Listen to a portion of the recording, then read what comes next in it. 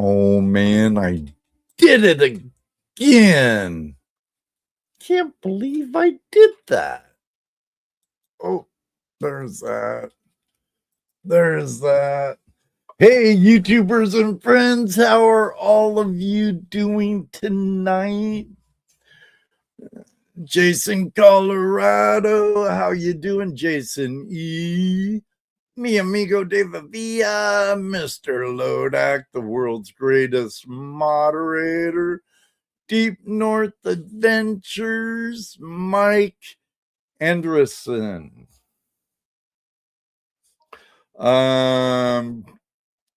Grease Monkey in the house. Great guy, everybody, makes the best cowboy coffee. Got to play with the 4-inch this year, buddy. Oh, Jim from Cottonwood Trails Gold Camp. Cool place, find garnets, fossils, gold, hence the name Gold Camp. Out of Greensburg, Indiana. That should be good for a free weekend, huh? No. Jim and Shannon, great people, take care of the property quite well, and do a pretty good job at keeping it up. There's a panning area and all kinds of tools to do your cleanups in, but I might have got through most of the people. Gail, how are you doing?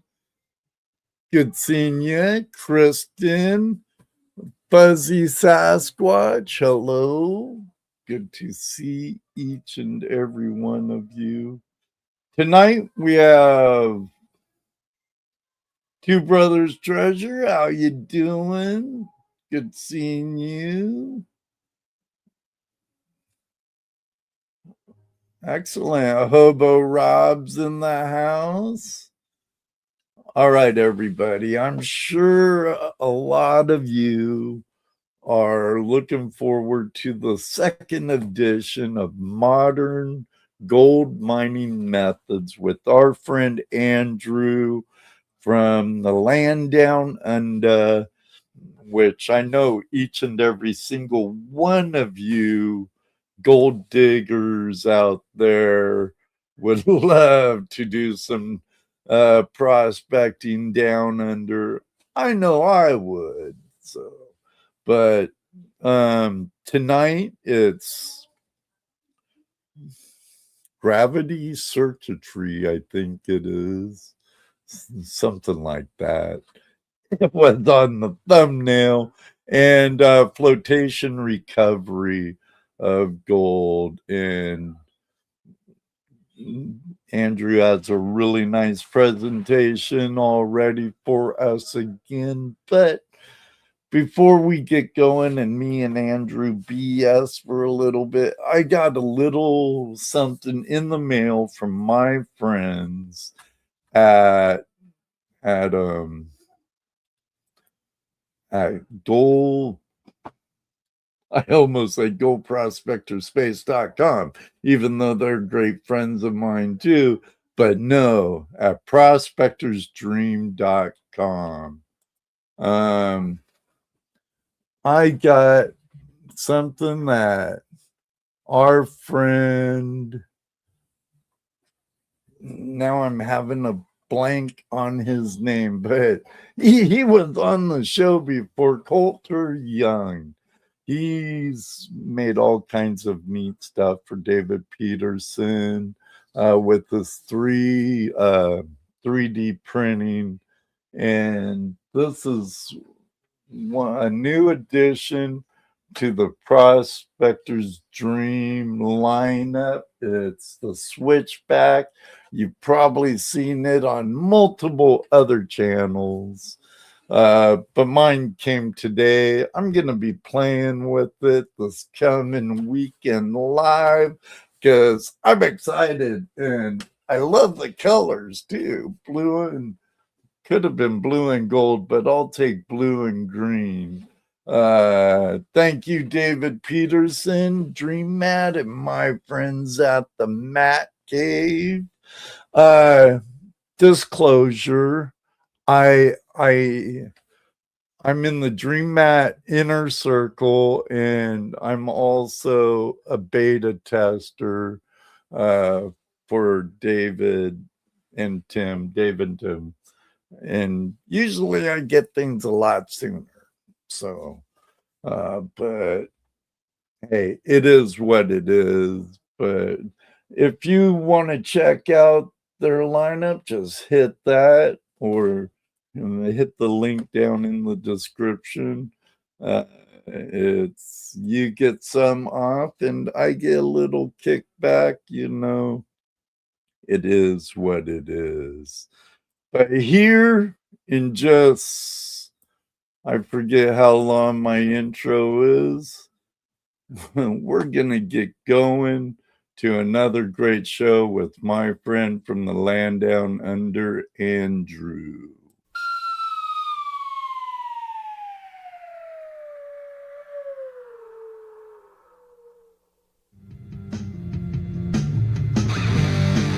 Hello, everybody, and welcome to another episode of Tuesday Night Hangout Live. It's Tuesday night Hangout Live. It's Tuesday night Hangout Live. It's Tuesday night Hangout Live with your host Ed Marvin. Tuesday Night Hangout Live is a Flash in Your Pan production.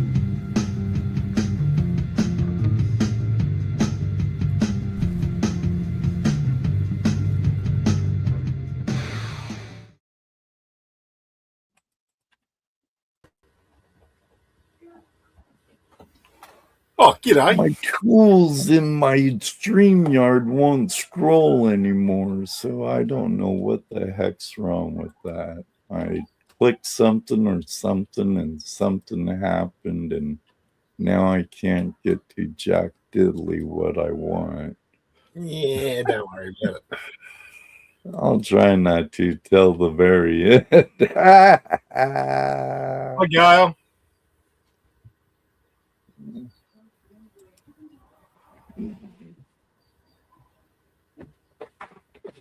Oh, so how's the day starting out? Had a really good storm here. Oh, what was it now? About 2.5 hours ago. It was a ripper. Gonna go out and swing the detector later before it gets too hot? No. Nah. No, I've spent the last 2 days actually getting a ride on lawnmower going, which was quite a mission. But I've actually got it back to a stage where you can just jump on it, turn a key, start it. I put brand new blades on it, completely cleaned it, high pressure gurneyed all the grease and all that, stripped all the electrical out of it, did all new electrical. This thing is smick. Nice. Just the little things I like to do for my friends. And I say this person's been very kind and letting me stay where I'm staying at the moment. So I just do little things like that to repay their kindness. And I think, Right. what goes around comes around. So just helping Yes, sir. it. And you definitely reap what you sow, that's for sure. Oh, look at Nightbot go. Putting up the channel names. Woo. Good work. Yeah, good job, Nightbot. Even though Jaren or Mr. Lodak does a great job of it too. And so. G'day. There's a lot of people saying hi. I'm just saying hi back. Not a problem. I'm just trying to figure out why this thing now for multiple times, it just stops working on me, or scrolling. Modern technology. I say I'm still very much a pen and paper guy. I still like using pen and paper. Well, I do too. See here, I'll kind of show you. There's my StreamYard dashboard now. Yep. And this area here usually scrolls because right here are like the thumbnail. I click on that and it covers us up, which I don't want those now. And I can't scroll on stuff and I can't make it small like here. See how those QR codes, I can hide them and stuff. Yeah. And what I need's down here. And I can't close it. So I'm trying to play with that stuff and figure it out. Live streaming, the joys of live streaming, I tell you, everybody. It's But the good thing is, Ed, everybody gets to see the real stuff. There's no editing involved. There's no magic behind the scenes. It's just actually, that's one of the best things. Besides all the great people in the live chat, and when I have great people on like you and friends on, or other channels, and make new friends with the guests I have on. I win, so. So there is a little editing afterwards because I do trim the fat, and I make it an MP3 format and I upload it to Spotify, and then they spread it to some other podcast sites. And those at Spotify and iHeartRadio, thank you for listening to the replay every week. But I'm still trying. I just want to downsize that, and I can't get to other things, and it's frustrating. While you're having a play with that, I'm just going to have a bit of a chat with the people here in the chat. I'm going to pin you up. Yep. Pin you up, not me. There we go. There you go. And I'm going to kind of hide myself. I want them to be able to hear me, though. So I'm just going to go like this. And wonder if I can put me down here. Play with that puts. Oh, that would put up this now. There we go. Here we go. Are you ready for that, or did I bring that up too soon? Oh, you can leave it there. I was just going to ask everyone in the chat, what are you looking forward to with this show? Do you want me to concentrate on the actual gravity circuit, or do you want me to concentrate on the flotation? Now, keep in mind that with the flotation, there's a lot of information I've got to go through. So I've got two presentations. This one's just with the gravity that we're looking at now. The second one is just a very brief introduction into how flotation works, because I don't want to overload people with too much information. Otherwise, it's going to get very technical very quickly. I know both, Gail, but if there's people that want to know more about one than the other, I will concentrate more on one than the other. And that's why I just wanted to ask for the people in the chat, what do you want to know about? Because I say it's the gravity part of a modern mine is where you capture, and I say I've got it there in the presentation, anywhere between 30 to 70% of your gold. The rest of it is captured in flotation. Now, again, I can go into detail in how it all works, but if most of the people don't want to know about it, then it's sort of not worth my while talking about it in detail. So yeah, superfine gold. That's what we're going to be looking at. This is going to cover both of that. Superfine gold is something that we have been missing for many, many, many, many years. Even back to the 1800s, people were actually realizing that the superfine gold that we're working in sluices and gold pans that we were losing. And that's where the modern mining industry sort of picked up on this, and they went, well, you know what?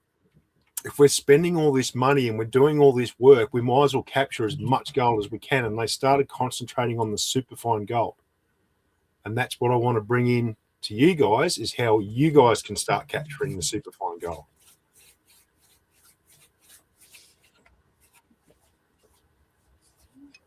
Well, I know we're all dying to learn more from you, Andrew. Well, that's good, because I say I've got this information, I might as well share it with you guys.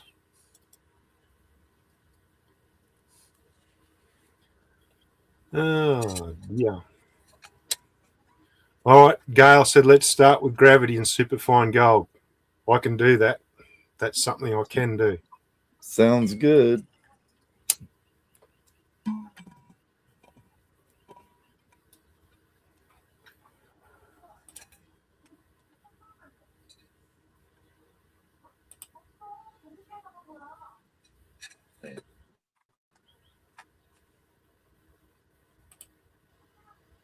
Rightio.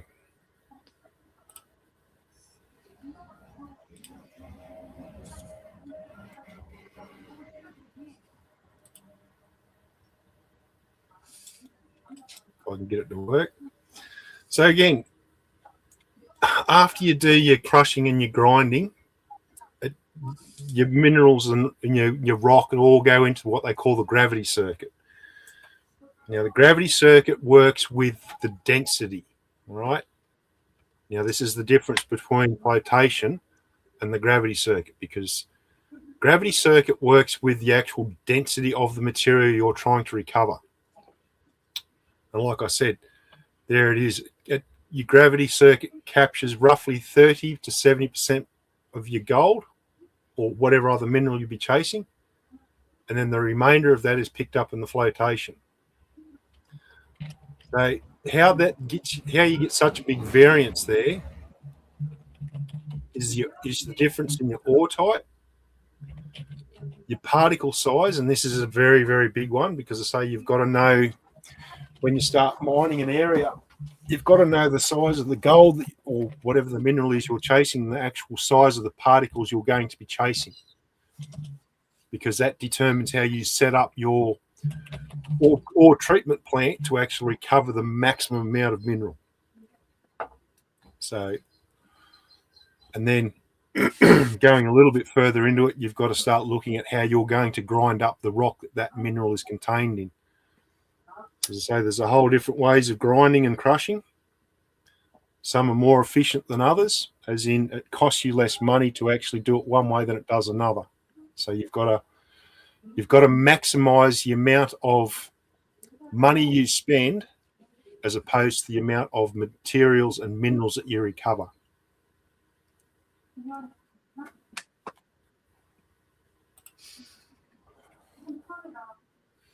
So after it leaves the mill, we've got what we call the wet undersize.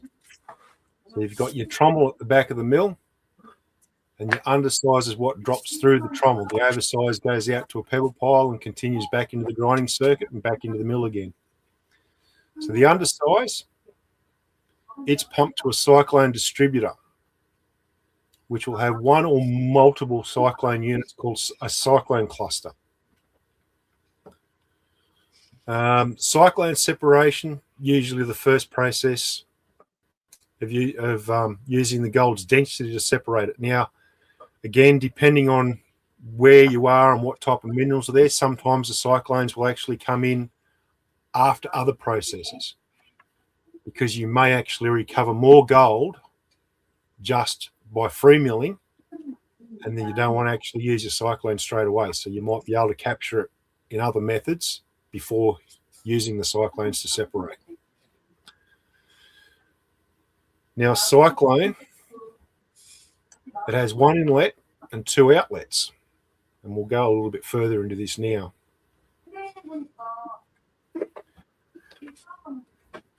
So you can see here we've got an inlet on this diagram. And it comes in on the side, like you can see this little diagram here. You can see the materials floating in. Yellow is being represented as gold, and the grey, which is a little bit harder to see, is represented as waste rock. So it comes in on the side and it starts to spiral. It creates a vortex inside of the cyclone. Now, if you have a look at the actual shape of it, it tapers down. It goes to a funnel. And what happens is you've got a pretty big flow coming in here and a relatively small opening at the bottom. And generally the nozzle at the bottom is going to be smaller than the inlet size, because what that does is it creates a second vortex, which is your red spiral there, which lifts out all your waste material. So it goes up the center and it vortexes up through the overflow pipe, which is this fella here. And how a cyclone works is it works on the density. So anything that's heavy is using a centrifugal force, and it makes it spin on the outside of the actual cyclone, so it sticks to the wall. Whereas the finer particles, they get lifted because you've got a vortex in the center and it's rising up. It's rising up towards the overflow. It lifts the very fine sand particles up and out.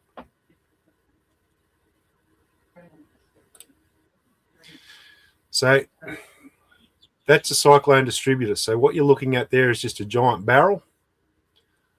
It's got a lid on top, and you can see it's got some pretty hefty bolts in it, because this cyclone distributor in particular deals with humongous amounts of pressure.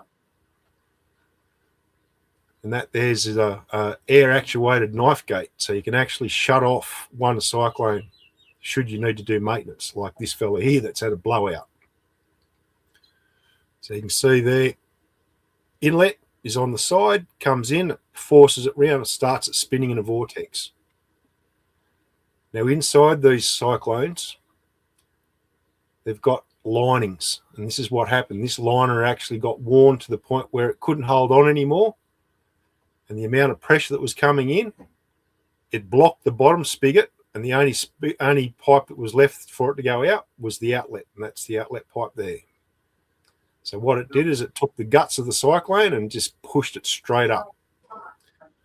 And what happens is they've got little sensors on the overflow pipe. They're called a roping sensor. And when it detects that there's no more flow, it sends an alarm. And then us poor guys have to go up there and go, oh, I wonder what's wrong. When we unbolt this, we actually have to isolate. So we've got isolation valves here on the actual air actuator. We turn these off and we put lockouts on it, and we isolate it, and then we call up on the radio and we ask the control. We say, control, can you try and open the cyclone B1? And they'll try, and they say, no, it's not functioning, we can't get it to open. Say, cool, because that's just confirmed that we've isolated correctly. Because if you don't isolate that and you actually lift this overflow pipe off and the control unit opens, you'll probably get blasted over that handrail. That's how much pressure we're dealing with inside these cyclone units. So here's just a little bit of footage from the mine I used to work at, just to give you an idea of how much pressure these cyclone feed pumps produce.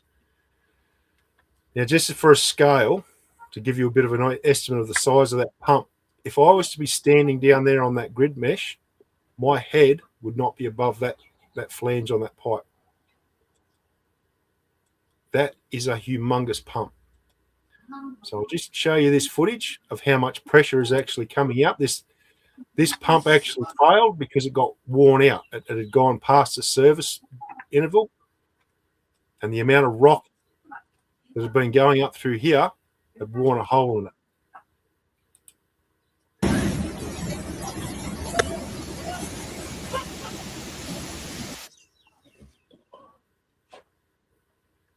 I'll just replay that again.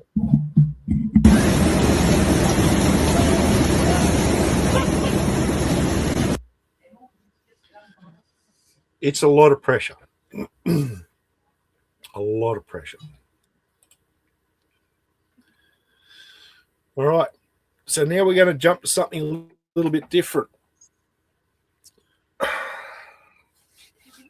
Spiral separation.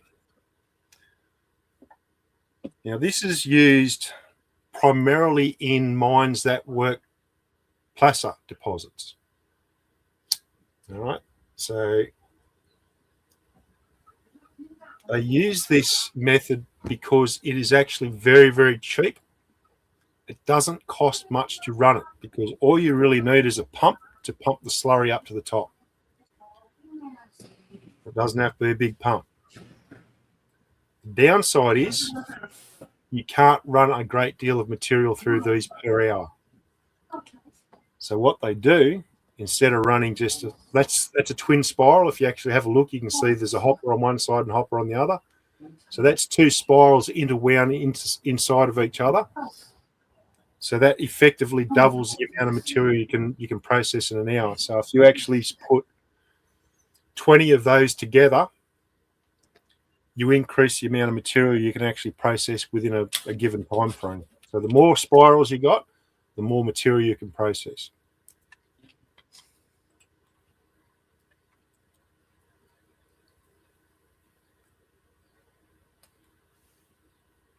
I don't know. Do you want me to read it or do you want to read it yourself? Basically, what I'm getting at here is I want you to look at the actual size of the material that a spiral will actually work and concentrate gold. So a coarse size limit would be 1 millimeter. So you don't want any gold that's bigger than 1 millimeter. 20 mesh. And this is now where it starts to get interesting. Your fine limit size, so you don't want to go any smaller than this, 45, which is 325 mesh. All right. So again, it's very, very dependent on making sure that what material you're putting through it has been classified to the best possible size to maximize the concentrating ability of the spiral.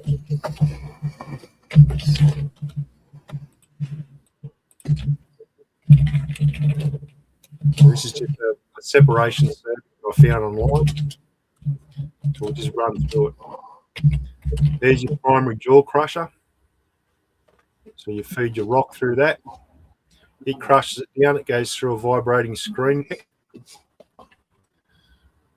The fines will drop through.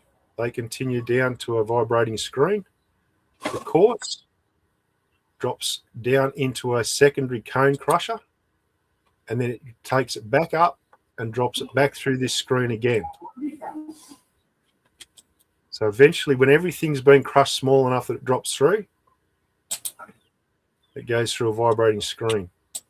And what comes off this screen, if it's small enough, goes straight into the ball mill.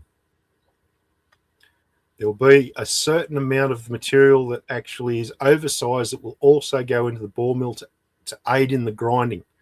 Because, as I say, there's a very particular mix inside ball mills that make them efficient, and it stops the ball mills from wearing out prematurely. So you get the maximum working life out of your ball mill and out of the liners and out of the actual grinding media that's in there, which is the steel or iron balls. So from the back of the ball mill, you've got your trommel. Your undersize from the trommel goes through a centrifugal pump, which is the video which I just showed you with the blowout. It pushes it up. And again, we've got a primary cyclone.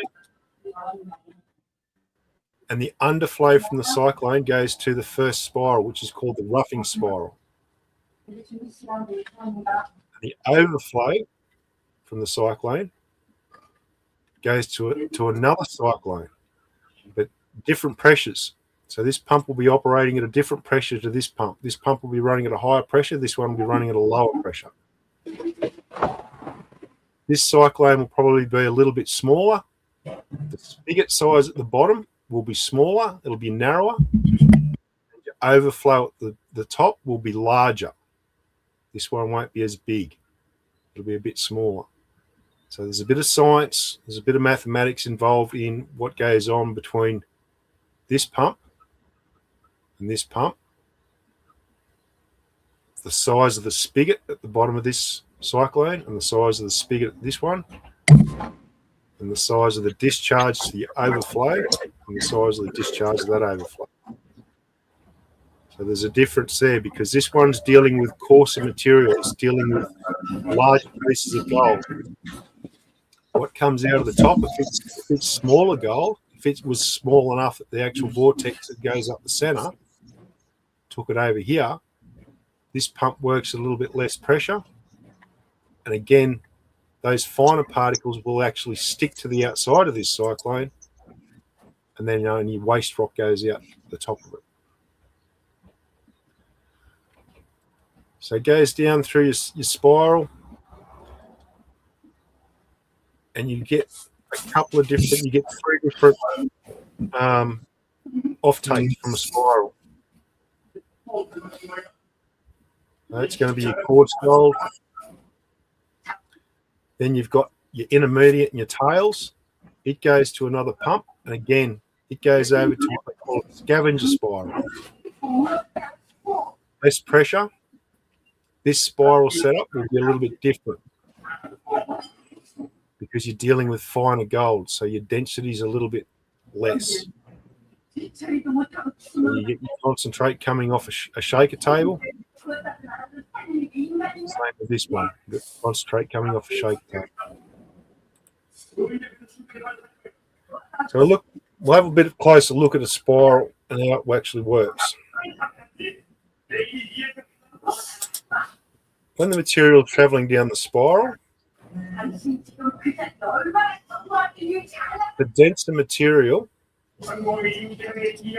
is close to the center, where your fine sands sit out to the side, so they sit out here.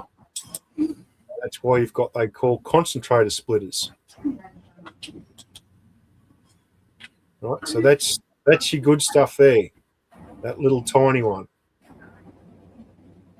Your middle may still contain a little bit of fine gold, so it's the one that actually goes down and goes up to the next spiral, which is set up a little bit different. So the concentrate splitters, they're adjustable, so you can move them left and right. That's a little hinge point there. So you move those concentrate splitters left and right to maximize what you're capturing. And of course, the large one over here, that's your tails. That's where all this stuff goes. You've essentially got 3 different capture zones. That one's there for your very high density material. That one there's your mediums. And that one there's your tails. So I'm just going to look down at the comments. Are you ready to move on, or do you want me to just keep explaining this stuff?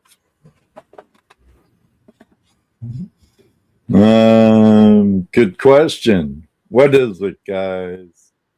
I'm just looking down at the comments, waiting to see what people are going to say here.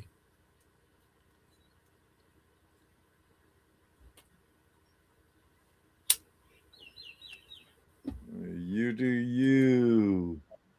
The best thing about this, guys, if you miss it or I go a little bit too quick, you can always go back and rewatch this. You can rewatch this as many times as you want.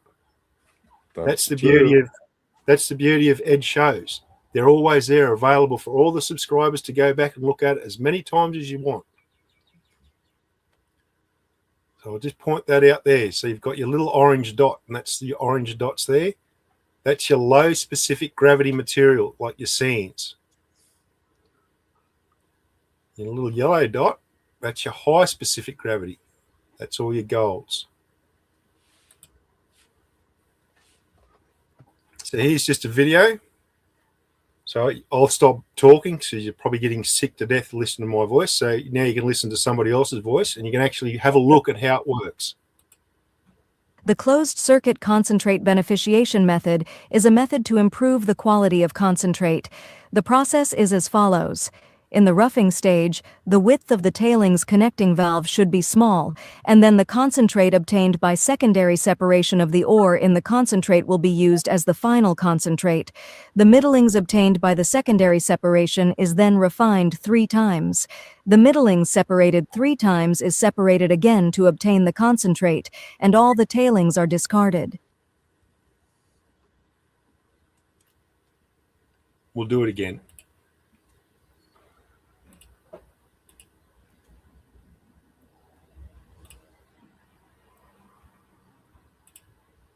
Maybe. The closed-circuit concentrate beneficiation method is a method to improve the quality of concentrate.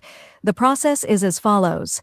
In the roughing stage, the width of the tailings connecting valve should be small, and then the concentrate obtained by secondary separation of the ore in the concentrate will be used as the final concentrate. The middlings obtained by the secondary separation is then refined 3 times. The middlings separated 3 times is separated again to obtain the concentrate, and all the tailings are discarded. Right. So I'll just explain why they run it multiple times. Now, this goes back to what I was talking about with slimes in the previous chat that we had last month. Slimes are the enemy because what slimes do is they actually pull the fine particles of gold with the waste product. So you want to try and remove as much of the slimes as you possibly can before you send it to the next stage, because the more of those fine particles you remove, the more gold you're going to recover, because there's less particles of sand hitting those fine particles of gold. That's why they do it multiple times. That's why you've got multiple sets of spirals. By the time it gets to the last spiral, you should hardly see any sands at all. It should be nearly clean water that's running down that spiral. That first rougher spiral, it's going to look yuck. It's just going to run mud because it's got a heap of slimes in it. So that's why they run it multiple times through multiple sets of spirals. Right. Now we're going to talk about centrifugal concentrators. And I say I had a lot to do with these because the different mines I worked at, they all use a combination of centrifugal concentrators. These things are more expensive to run. So you have to make sure that everything prior to coming to your concentrator, your centrifugal concentrator, is at its maximum possible recovery. Because if you haven't ground the rock up enough, it's going to get lost in the tails. If you haven't recovered enough of that coarse gold, it's going to block up the concentrators really quick, and it means you're going to have to slow them down and do flushes more often. So again, there's a lot of maths, there's a lot of constant checking of what's going in and what's coming out to make sure you're maximizing the amount of recovery you're getting out of these. And I say, this stuff is not new, right? 1900s. Hold on. We started talking back in the 1900s.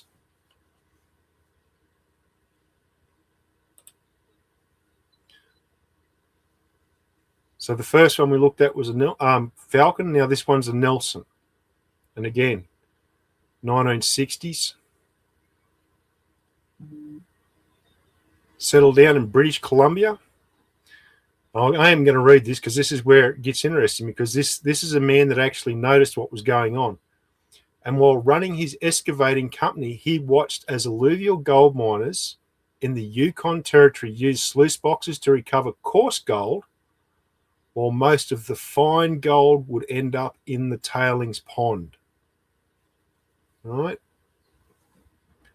Most of the fine gold would end up in the tailings pond. Now, This is why I'm talking to you guys about this, because as weekend prospectors, as hobby prospectors, this is what we are doing. We are losing this fine gold every time we go out. And this man started thinking about it, and this is how the Nelson concentrator come into life. Because he could see that there was lots and lots of this fine gold being lost every single day. All right, I'm going to stop talking again. This is a 10-minute video, and it just explains the difference between the two. Now, again, if this all goes over your head, don't panic too much, because most people are never going to be able to actually use these. These are industrial machines. All I want to do with this video is just explain how centrifugal force helps concentrate ultrafine gold. That's the idea. So without further ado, here's the next video.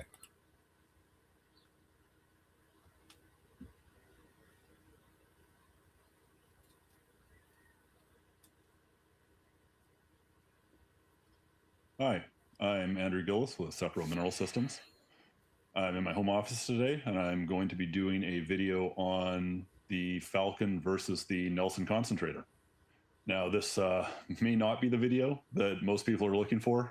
This is going to be quite technical. It's not going to be a, knockdown, drag out cage match between these two concentrators.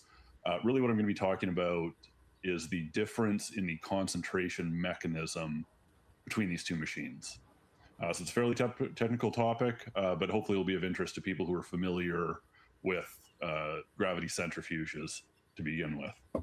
So let's have a look here. So many of you, if you're familiar with one or both of these machines, may recognize these.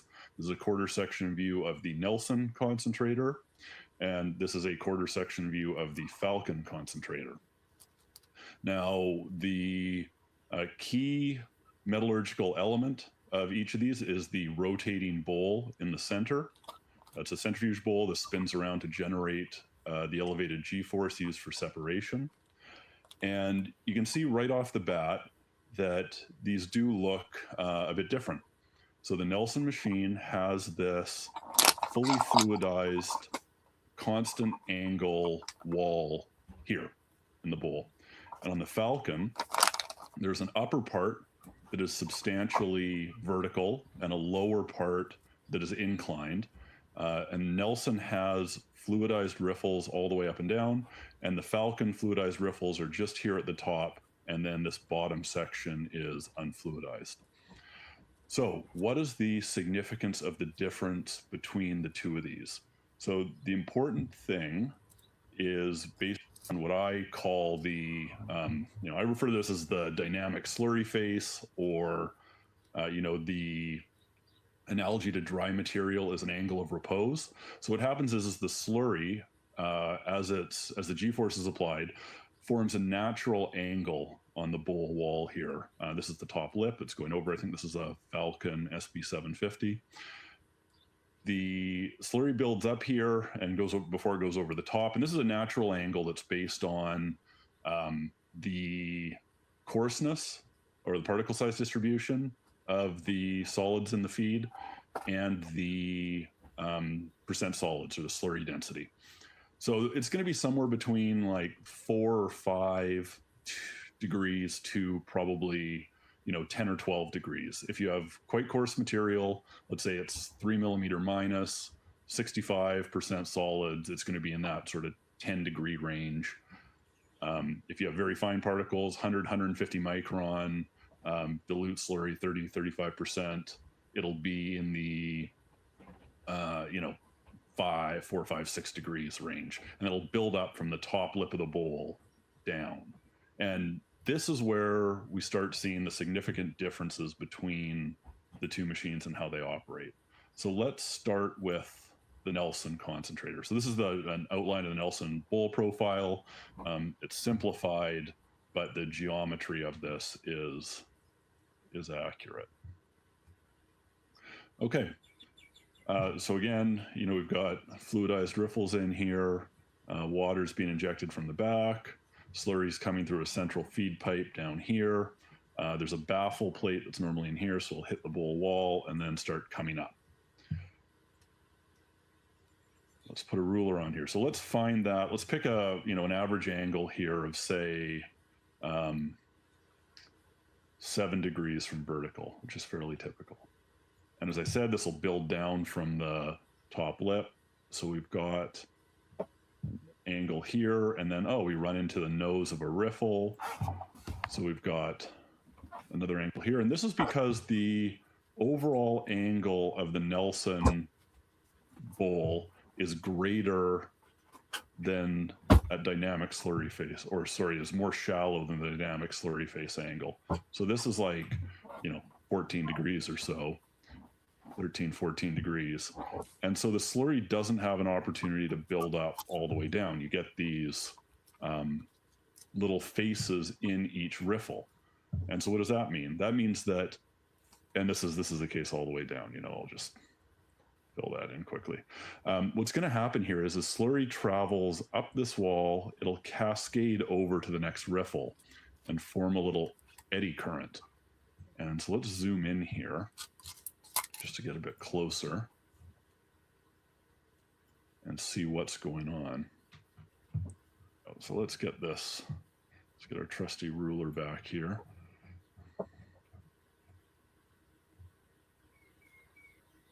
So it's going to build up, roughly from the nose of this riffle. It's going to come down here. We'll put another one here just so we can kind of see what's happening.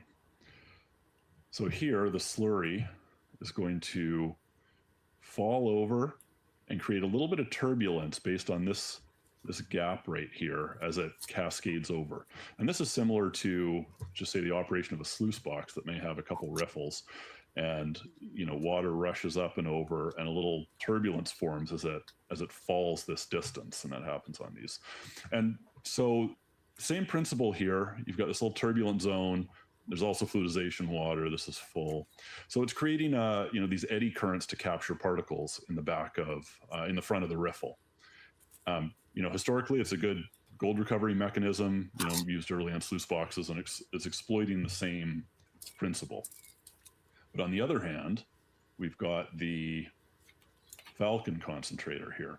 And you can see this looks quite a bit different due to that vertical section that we have. So let's see how that manifests itself when we put the angle on. So again, builds up from the top lip down, and we've got slurry formed like this. And then all this is going to be filled with material. And you've got again, slurry coming in, hits a baffle here, starts going up the wall. And we call this the segregation zone, where the heavy particles will start getting pushed against the wall, and then they migrate more slowly up here and are retained in the riffles. And right here, we've got fast moving slurry. Here we've got slurry or particles that are not moving at all. And in here, it's a little bit of a transition. But the significance here is, you don't have these eddy current waterfalls creating turbulence at the start of each of the riffle. So for that reason, the bowls look fairly similar, but the mechanism of concentration and of particle capture is actually quite a bit different once you get into the technical details of these two things. So it begs the question pretty quickly, which of these is better? Which recovers more gold? Do they recover different particles? Intuitively you'd think, yeah, they probably do. Anecdotally, in the industry, there's this belief that, hey, the Nelson may be a bit better on coarse, the Falcon may be a bit better on fines. But, due to the challenge of sampling the large streams that these concentrators usually deal with, and, the hesitation that a lot of operations have about, really analyzing a gravity concentrate, because it's worth a lot of money and it's gold you've already recovered and intend to sell, this hasn't really been answered definitively. And there hasn't been, like a clear answer to, which machine does better on which particles. So, I hate to do this, but this is going to end on a bit of a cliffhanger. We got to the point where, we wanted an answer to this question. So we decided to do a head-to-head comparison on the same machine under controlled conditions with different bowl profiles. We've got those results. Had some interesting results from some other geometries that we played around with too, and we'll be releasing that video sometime soon. So please stay tuned for the results. Hopefully you now have a better understanding of the difference in the concentration mechanisms between the two concentrators, and we'll follow it up with some answers about, do these concentration mechanism differences actually translate to differences in gold recovery and the types of particles recovered by each machine. So I hope to see you back for that video.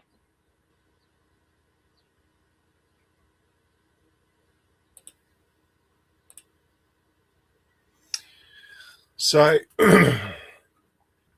that was probably the best video that basically gives you the difference between the two concentrators. What he didn't actually explain there is they work at different RPMs. So centrifugal concentrators, you can run them as low as, 150, 180, 200 RPM. Again, if you're working with coarser size particles of gold, you don't want huge amounts of RPM, because what it's going to do is it's going to take something that weighs, let's just say, a tenth of a gram.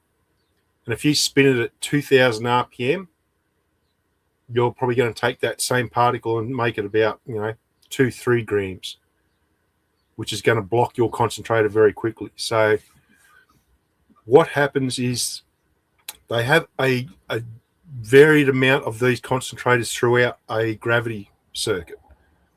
You'll have very large ones that actually process a lot of material, like lots and lots of tons per hour. And then as it goes down the system, it gets gradually smaller. So the next centrifugal concentrator will be a little bit smaller, because a lot of that coarse material, a lot of the waste material has been removed. So again, it's just concentrating that material, those gold particles, down smaller and smaller and smaller and smaller. So as you start getting to smaller and smaller particles, you have to start spinning it faster and faster and faster, because the faster you spin it, the more that gold density gets held to the side.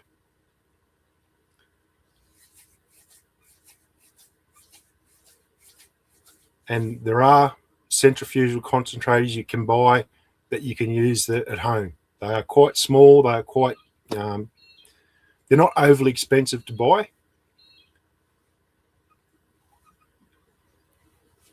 You just have to remember that they do cost money to run. So what I'll do is I'll explain when this video starts again. So that's your actual fluidization jacket, and that water is pushing up through the holes in the basket. So it's pushing out, and that feed pipe in the middle, that's your feed coming in, and you can see that feed runs up over all those little rings, and it drops over the side and out the launder. Now what you're looking at there is the rinse cycle, and it washes all the gold that's trapped in those rings down through those two pipes at the bottom. So if you watch, the material comes up, it goes over the top, and then it runs out the launder there on the side. So that's your waste material. That waste material generally goes back into the ball mills and gets crushed again. So it goes through that grinding process again. Then it'll slow down. It'll do a rinse process. It washes out any gold that's captured those in the basket and washes it out down into a hopper. And it repeats the process again. That's all automated. It's all set up on a timer. Now, as you're processing your rock, you actually might find that you're into a lot of rock that's got a high gold content.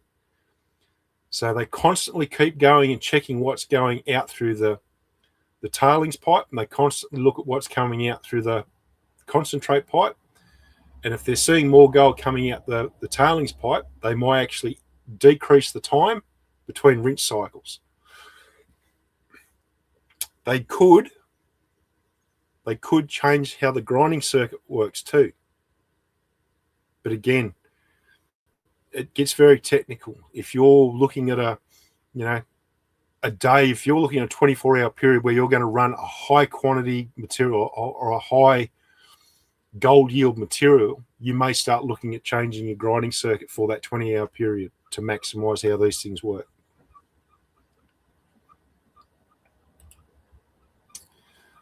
So there's 2 baskets from a Falcon concentrator.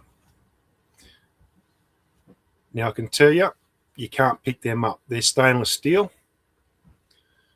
You can just make out those little tiny holes.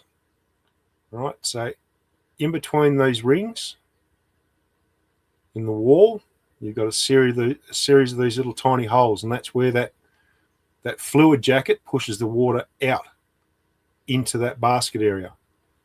And what that does is it keeps a constant eddy of material just swirling around in those rings. So it keeps pumping all the ultra-fine sands and that out. So it pumps it out of that one, gets trapped in that one, pumps it out of that one, gets trapped in that one, pumps it out, gets trapped in that one. And if it makes it to the top, flicks out over the top and goes out into the tailings. Which I said, with these fellas, the tailings go straight back into the ball mills and it gets reground again because more than likely there's more gold still in those tailings and they're going to crush it, grind it down more to try and liberate more of that gold. So here's some of the smaller ones. This one here, most people will be very interested in because this is a unit you can buy and operate at home because that's just sitting in a 44-gallon drum. And this fella here, these are probably about the smallest you'll find in modern mining. And these fellas normally sit in the gold room where they're capturing the ultra fine gold. And what these ones are doing here is they're removing the last of the ultra fine concentrates that are waste. So essentially these things are eliminating your black sands. So your magnetite, your hematite, all these kinds of things. That's what this little concentrator does. It spins at ridiculously fast speeds. Now, these things quite often fail because of the speeds that they run at. If you get a blockage in one side of the basket, it throws them out of balance and then they just self-destruct because the bearings, the motor and everything doesn't like being out of balance because they spin at ultra high speeds. So I say, working on these things, they're high maintenance. You've got to keep the maintenance up to them in order for them to work correctly. And that's the end of that one.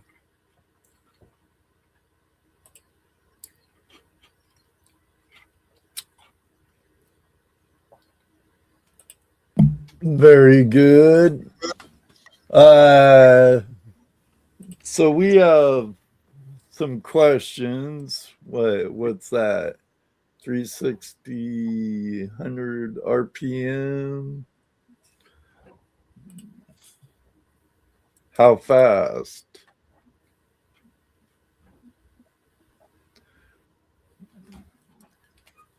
For which ones? Hi, Bob.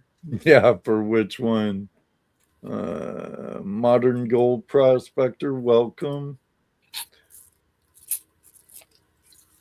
Let me see. I'm so confused right now. My brain is already busy learning influx column distilling. This is what I was trying to not do, is overload people with information because there is a lot to take on board. Keep in mind, I've actually trimmed a hell of a lot of fat off this stuff because there's so much information involved. Right. For the average person, it's just going to go way, way over your head and you'll never take it on board. The smallest one. I spent years and years and years working in this stuff. Well, Mike worked in a mine in, though he understands a bit. He's worked a mine in Utah. Yep. So. Right, David, the smallest one, they run in excess of 2,000 RPM. So more The than last two Grumpy wants to know, hey, Randy, good to see you. Yeah, your drum concentrator, it probably won't run that fast. It might run up to about 1,600 RPM, 1,800, but because it's not secured, it's sitting in a drum. If it goes out of balance, and is that Vegemite? No, it's not Vegemite. It goes out of balance, you'll probably find the drum will be dancing all around wherever you've got it set up. Because I say, concentrators, centrifugal concentrators need to be well and truly secured, because those things have a tendency to just walk around if they're not. Well, let's take a quick little break. If any of you want to grab a snack or get some more coffee or pop and open another beer or whatever, Andrew and I will be right back right after this.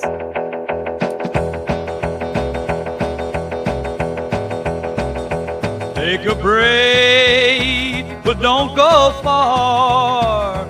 Gold fever's burning like a shooting star. Grab a snack, stuff gold without still more stress. Let 'em spit the talk I walk about. Shovels in the dirt, pickaxes high. Treasures waiting, reach for the sky. Tuesday night, hang out live, don't go away. We'll be back real soon, there's more to say. Legends of gold, secrets untold. Hunt's not over, there's more to unfold.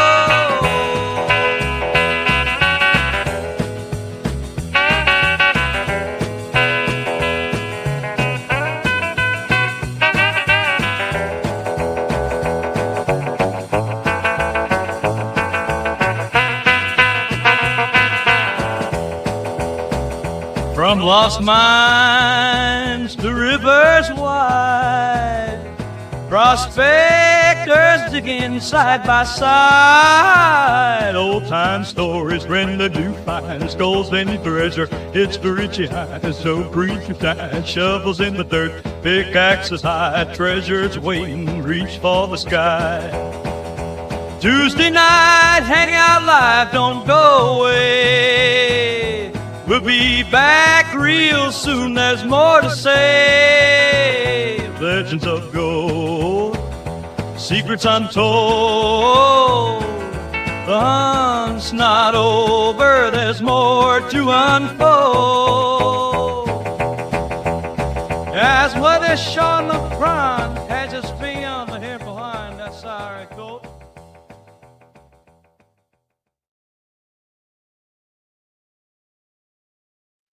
Well, I don't know about all you, but I've been thinking this is very interesting, and I appreciate Andrew's time he's taken to do this for all you fine people. Brian Wilder in the house, Aqua Donkey.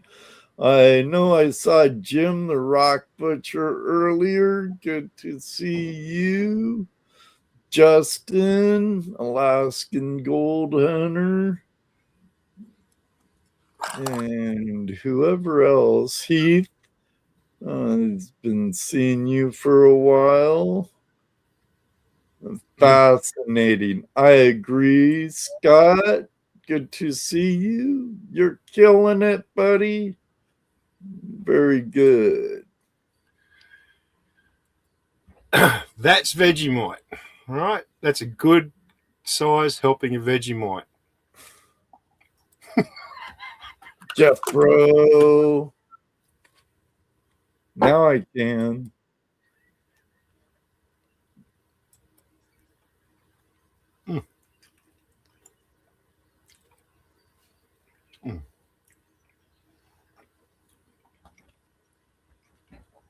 Oh, I love axle grease. I mean, Vegemite.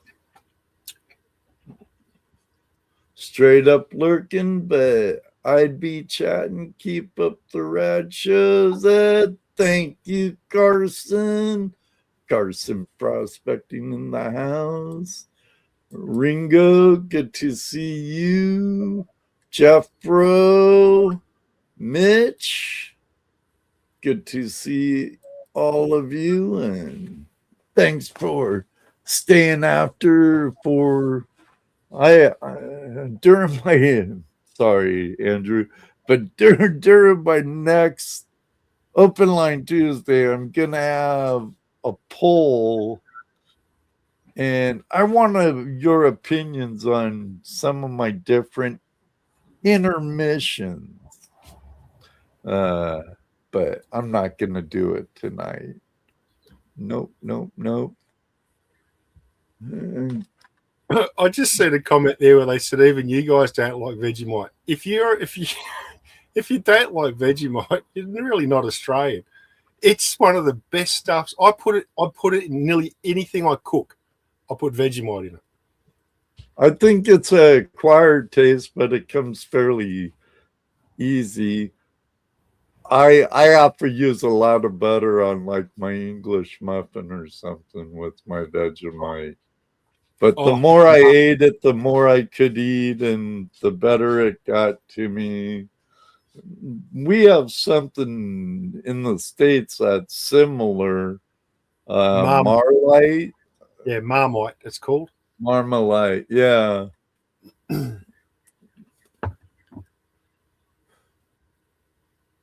Yeah, I'm not Australian at all. Oh my God. I think if I went over there, I might become one. Oh, look, I said this Vegemite, like Ed said, is an acquired taste, but it goes with so many different types of food. And a really good example of that is with a steak. If you actually just take some Vegemite and put it on the edge of your plate and you're cutting up a bit of steak, just put a little smear of Vegemite on it and try it. You'll be surprised at how good it actually enhances the flavor of the steak. Never done it with pork. I've done it with steak. Pass on the mic, buy a Snickers. Sam, thank you so much for the super chat. You're awesome. Awesome. I need to give that a big old heart. Everybody give her super chat thumbs up. Yeah, I don't mind horseradish. Sorry, Ed. Oh, yeah, I don't mind horseradish. It's good. Hot dogs. Horseradish. I wouldn't mind. No, yuck. No, it's good. I think I like Vegemite better than horseradish. I'm not good with hot stuff whatsoever. Not like Jeff here. Him and JP and Benzo, they're really good with the spicy stuff. It's not me. Does it go with garlic pork? I don't know. I've not done it with pork. Pork's different. But yeah, a good steak. Oh, yeah. Is this Hot where dog? I order Vegemite?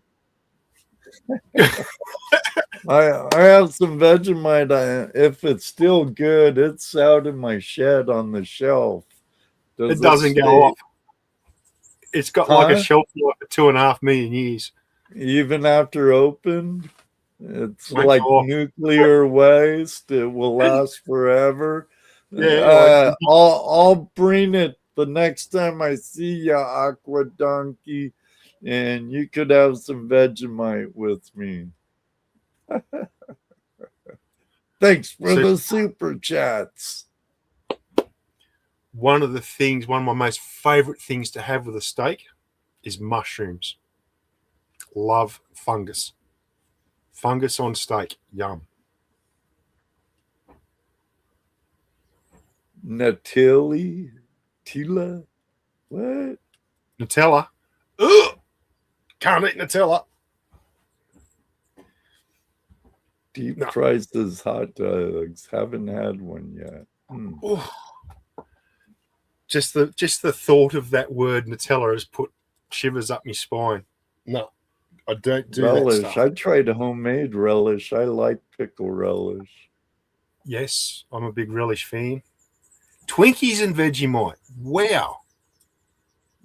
Oysters and Vegemite. What Oh, goes Twinkies with and Vegemite. There, two things left after from Nuke It All, and cockroaches.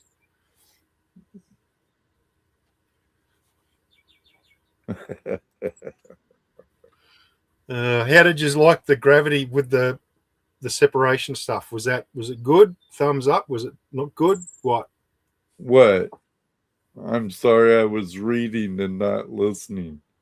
No, you're all right. Everybody else was listening. I said, did you like the whole gravity stuff? Yeah, I did. I know Yep. Gail did.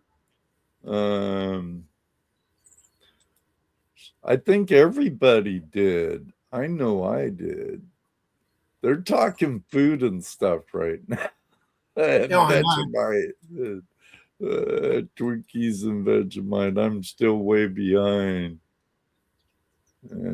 Never tried Vegemite. It's not that bad, actually, once you get used to it. Oh, man. It's good stuff. But anyway, in the States, if you can't get Vegemite, which I know you can't because there's a whole thing about licensing and all that, just go and buy Marmite. It is virtually the same stuff. Marmite and Vegemite, just different branding, nearly the same food. Right. All right. Well, we're not gonna dilly-dally too much longer. We'll go with the next presentation. And again, because I'm going into flotation, I've really cut the information right down because I don't want to overload you all with too much information, because flotation is a whole different beast. Now, I say I've had many years of dealing with flotation. I understand how it works.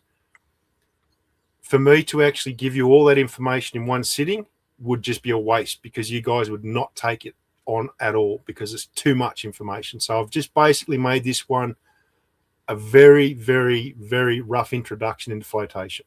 So basically it just talks about the machines, how it works. I don't talk about the chemicals because I say every flotation plant in every different mine uses slightly different chemicals to do slightly different things. That's why I'm just going to leave it basic.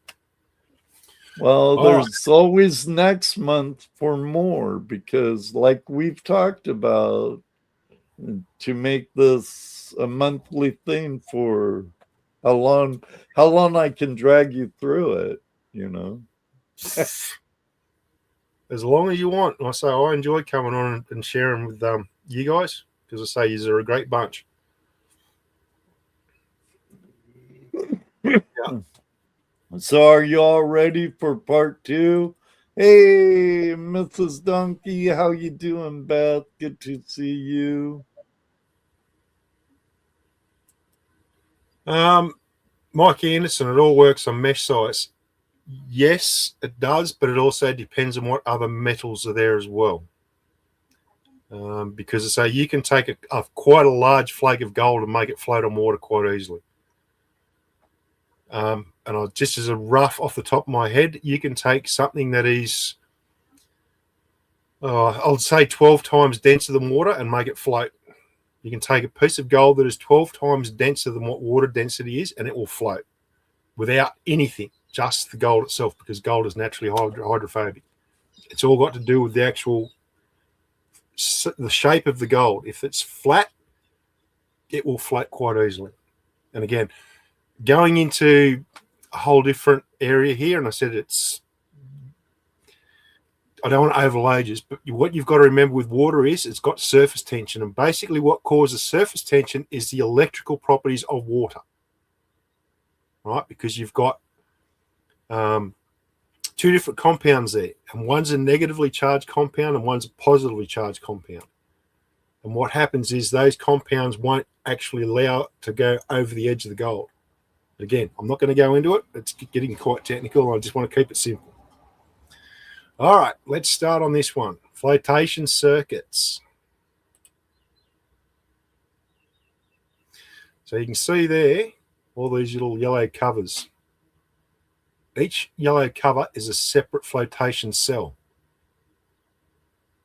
So it's got its own little unit. And I can tell you, some mines have upwards of hundreds of flotation cells. It just depends on what minerals they're mining as to how many flotation cells they've got.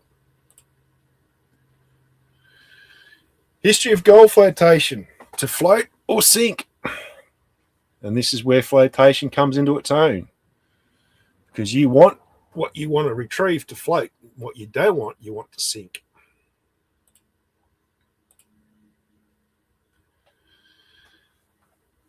Flotation processes described in ancient Greek. All right, so this is how far back flotation goes. Even the Persians were into it. And we move a little bit further into the 19th century. Basics were discovered through slow evolutionary phases. Well, I can tell you now, probably the evolutionary phase there was quite a few mistakes where a whole heap of machinery oil was dumped into a concentrate, and all of a sudden they looked and went, oh, look, all those metal particles are now floating with the oil that was just been dumped in there. That's the evolutionary stage, or the evolutionary phase, because I say it's quite often a lot of these discoveries are made purely through accident. And I say if you mess around with fine gold and oils and detergents and all that, you'll soon quickly figure out that some will make it float and some will make it drop to the bottom like a rock. Broken Hill, it had a lot to do with revolutionizing flotation. So it brought flotation into the modern mining techniques back in the early days, because they needed to figure out how to separate the waste rock from what they wanted out of the rock they were processing, and that's where they started looking really hard at froth flotation.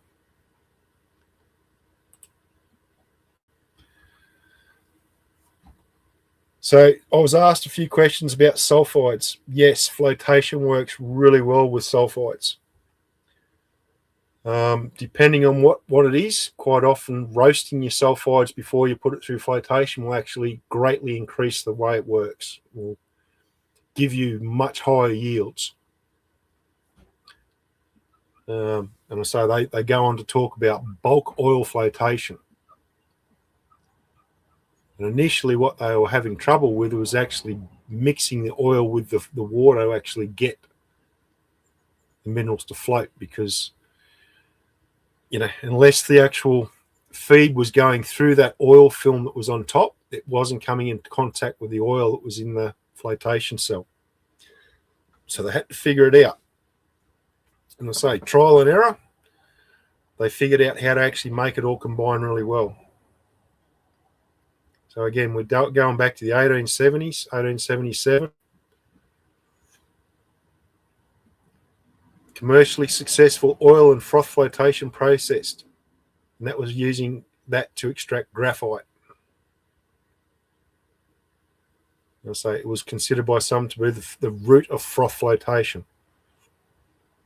And again, the guys at Broken Hill, they were probably looking at these guys, at what they had done, and then they just modified it to capture the minerals they wanted to get.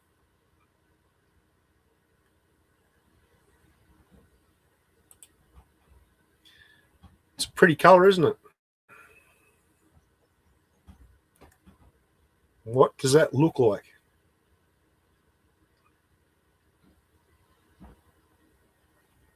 It looks like gold, doesn't it? There is definitely gold in that. That's froth off the top of it. That's froth coming out of a flotation cell. And you can see how well that metal, that mineral, is clinging to the bubbles. Like you can just make out little clear patches here and there, because the majority of the bubble is holding on to the metals. They've got that process there is really, really, really done well, because every single bubble is nearly completely covered in metals. So yes, there is gold in that, but most of that's copper. That's a really well run copper flotation system. But there is definitely gold in there as well, I can tell you that for sure. Now, this is just a general overview of how any sort of mineral polymetallic mine will work. So this is just from everything, way to go, from bringing the rock in and going through the crusher right through to the tailings end. So I'm just going to run this video just to give you an overview of how an ore processing plant works.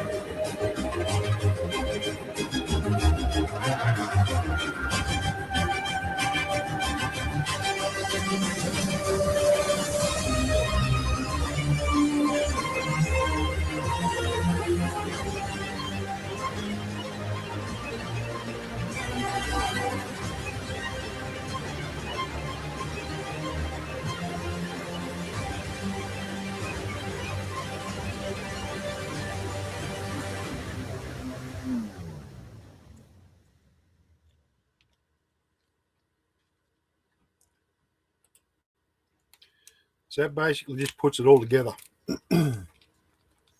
So it shows you the path that the ore travels through the actual plant. Now again, every mining operation is set up slightly different because I said every mine has different minerals, every mine has different rock, every mine has different resources that they have to work with. So if you've got very little water, you actually have to set your actual ore processing treatment up to run as little water as possible. So you might have to eliminate some things and add others. But that's basically what you're looking at there is a flotation cell. So there's your motor on top, and it drives a giant pulley.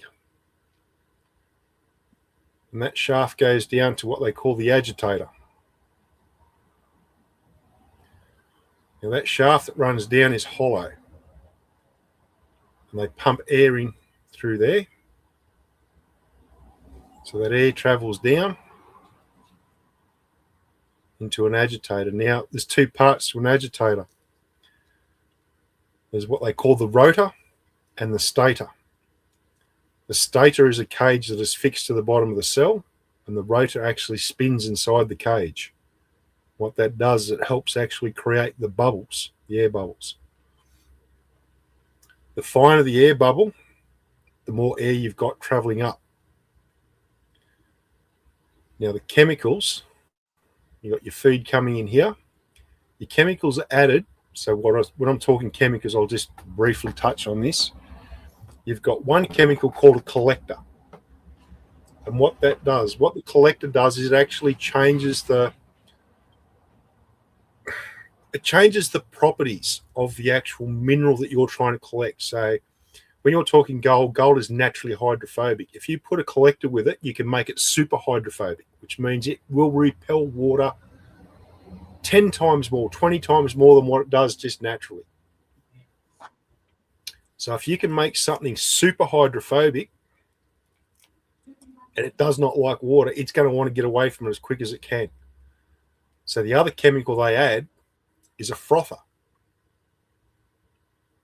And what happens is with a frother, as you know, when you put detergent into the sink and you're doing washing up, the detergent makes it very frothy. So if you've got a lot of air in froth and you've got an agent in there that is actually making the gold super hydrophobic, as soon as the air clings to that gold, the gold's going to go, oh, I'm going to hang on to you because I don't like the water.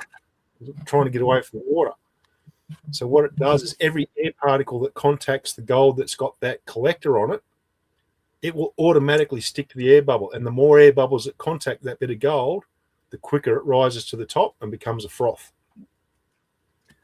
And as that froth overflows, it goes into the concentrate launder. So you get this horrible looking muck. And I can tell you right now, if you've ever done any sort of hot works, and that's what I'm talking hot works is welding, cutting, grinding inside a flotation building, it takes you about 3 to 4 hours to get all your paperwork right for you in order to actually do hot works in there, because that stuff is extremely flammable and extremely explosive.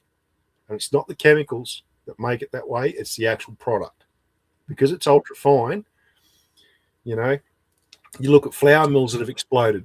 It's not because the flour is super explosive. It's just because the flour is super fine and it will actually combust really easily. Same with this stuff. It will combust very, very easily. Here's a video on a bit more detail on, you know, how a flotation cell works.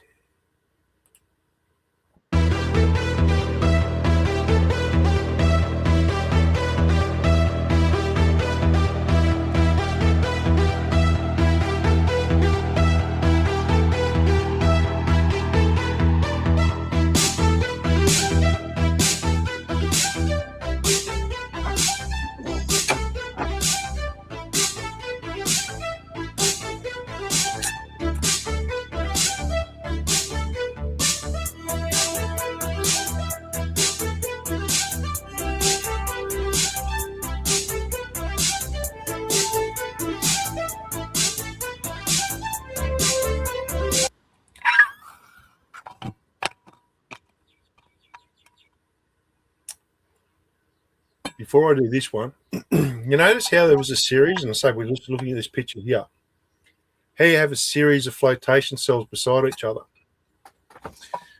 Again, what you're doing is you're trying to remove as much of the unwanted product as you can. So as it goes further through the process, it goes from one flotation cell to the next one, then to the next one, then to the next one.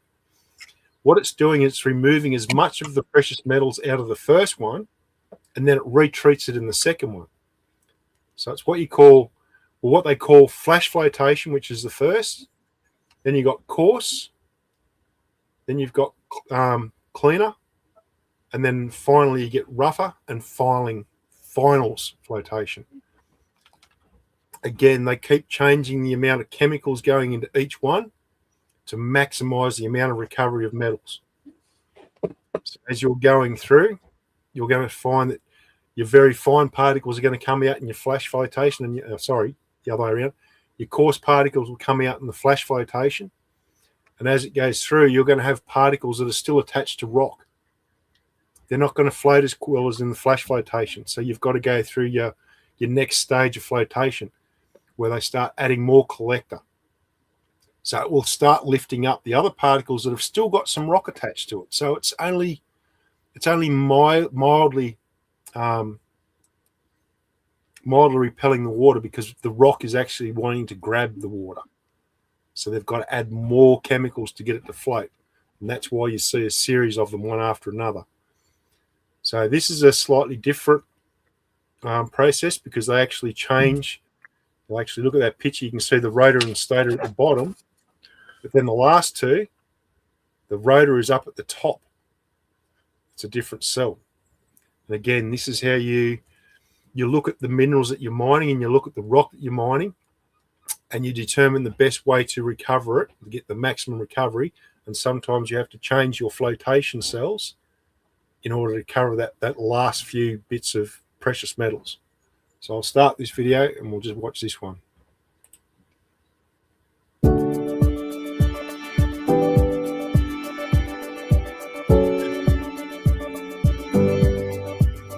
For more than 60 years, FL Smith has been building and delivering leading-edge flotation technologies that allow customers to achieve higher recovery, greater efficiency, and increased profits. Our commitment to research and development, innovation, and continuous improvement has resulted in Mixed Row, the only flotation solution to cleverly combine two technologies in the one row. Mixed Row positions NextStep alongside Wenco to combine forced air and self-aspirating technologies to deliver the best metallurgical performance possible with the lowest possible energy consumption. Let's take a closer look. By combining the two different technologies in the same row, we can exploit the unique characteristics of each to maximize row performance. Together as Mixed Row, NextStep and Wenco deliver much more than the sum of their individual parts. The exceptional performance of NextStep comes from the rotor and stator being perfectly matched, which delivers the best energy dissipation and maximizes recovery. The slurry comes in through the feed box and is directed into the rotor-stator combination at the bottom of the tank. Air pushed through the hollow shaft is dispersed into bubbles at the bottom, particles attached to the bubbles, which then move up to the froth phase where they're removed as a concentrate. The ideal flow stream and strong turbulence increases bubble particle attachment to improve recovery rates and concentration grades, as well as lowering energy consumption by up to 40%. With the Wenco machine, slurry is directed below the false bottom. It is then pumped up through the draft tube to the rotor. The rotor ingests air from outside and forms small bubbles. The particles attach to the bubbles and move to the froth region where they're removed as a concentrate. With the rotor positioned high in the Wenco, bubble particle aggregates only have a short distance to travel to the froth. The recirculation process continuously pumps the slurry through the draft tube and into the rotor, maximizing the attachment of particles to the bubbles. Using NextStep and Wenco in combination as Mixed Row exploits their unique advantages. Typically, we place NextStep machines at the beginning of the row, where easy floating material is recovered using the lowest energy possible, while Wenco is typically placed at the end of the row to increase both coarse and fine particle recovery. The number of forced air and self-aspirated machines placed in the row is tailored by application and offers you greater flexibility for optimized recovery. Adding to Mixed Row's efficiency is a patented system of hinged dart valves, which allow for the efficient transfer of slurry from one tank to the next with the lowest head loss. The system has been designed for easy maintenance and ensures that the step between the cells is as low as possible. We customize every solution and engineer equipment to suit your operation, regardless of the size, flotation circuit setup, tanks, or material being processed.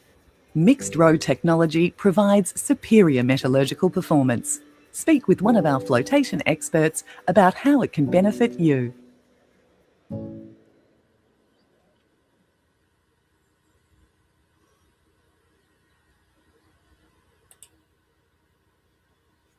No, Ed will know that picture. I sent that to him many, many years ago. Yes, you did. Yes, you did. I'll ask everybody in the chat, what does it look like is all over the outside of that froth pump?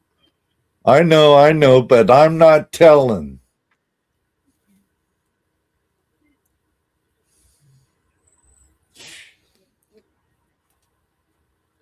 We'll let the chat go for a little while and see what people come up with.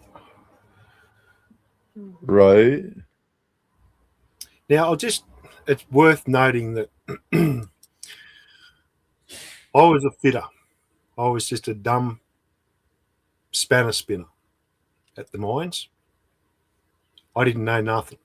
And that's how I liked it. Because if I told guys at the mine what I knew, I would have had a horrible time because I would have been given jobs that I just didn't want to do. So I just played dumb.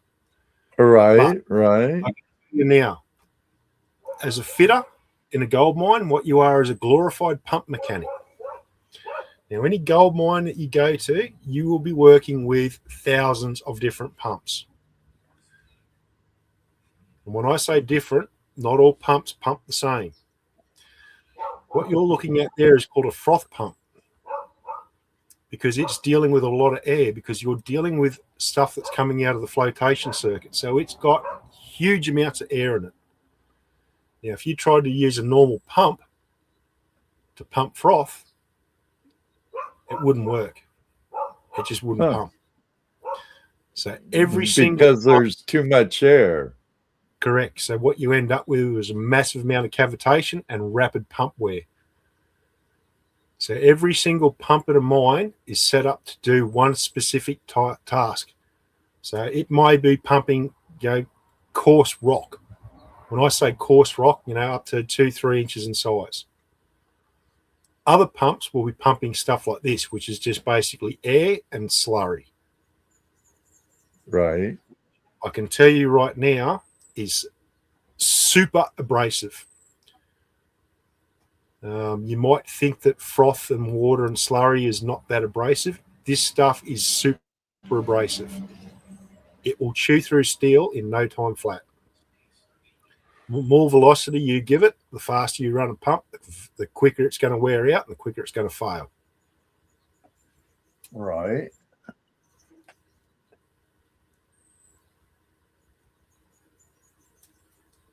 What do we got here? We got mercury, arsenic, copper, cyanide, gold. Yeah. Well, precious. You're right, Ed. Keep going. Oh, I'm like Sam, like a precious metal. Oh, yeah.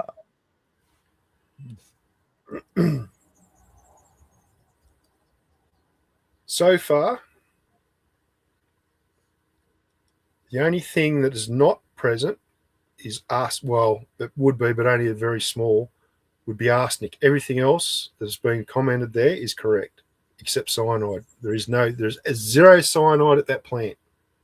They do not use any cyanide at all at that mine that I used to work at. That was all free milling, though, right? Yes. So no need for a cyanide bath. No.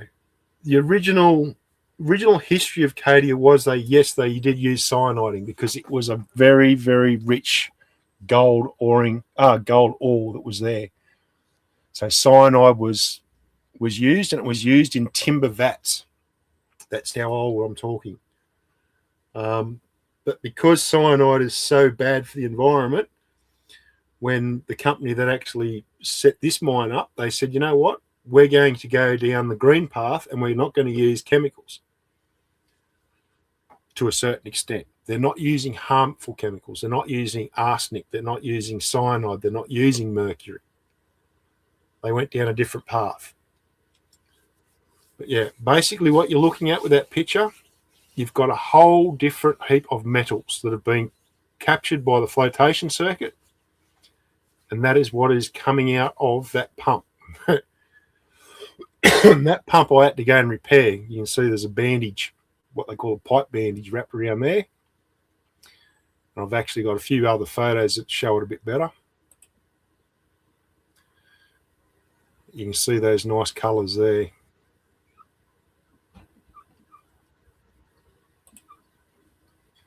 That's the pipe bandage they put around it, and that's the leak.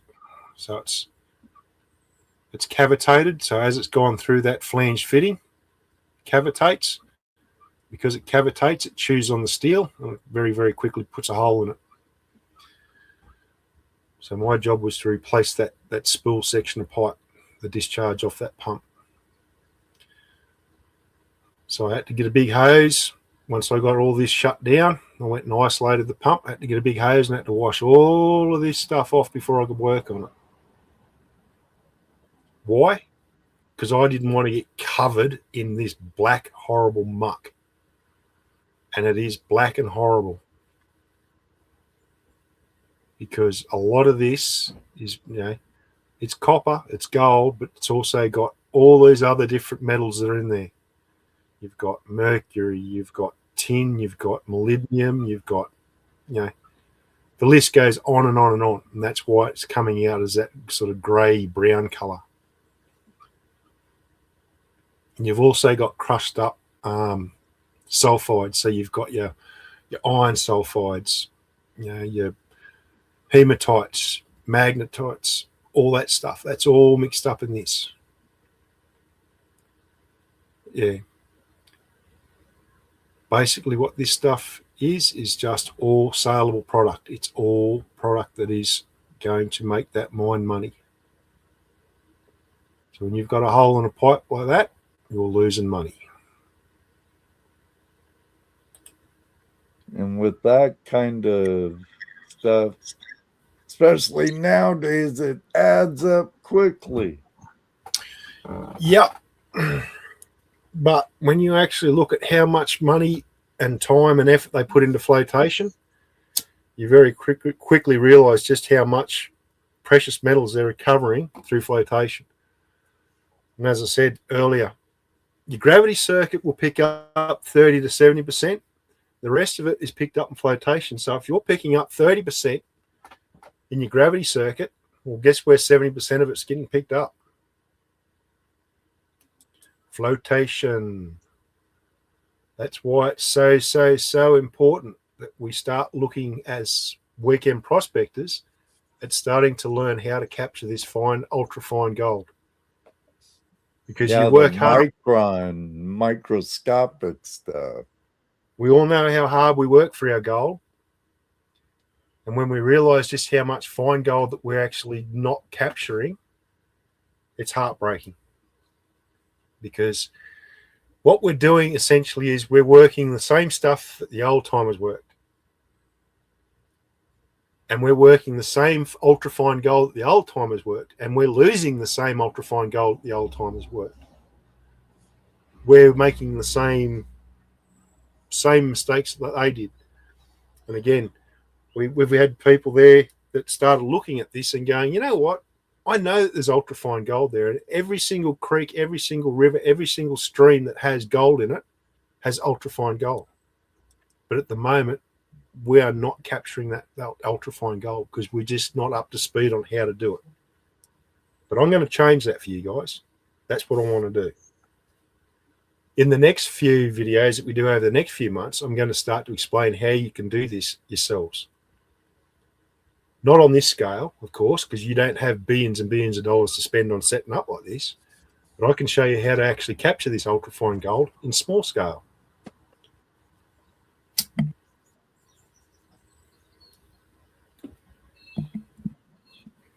Which I'm pretty sure everybody will be pretty happy about.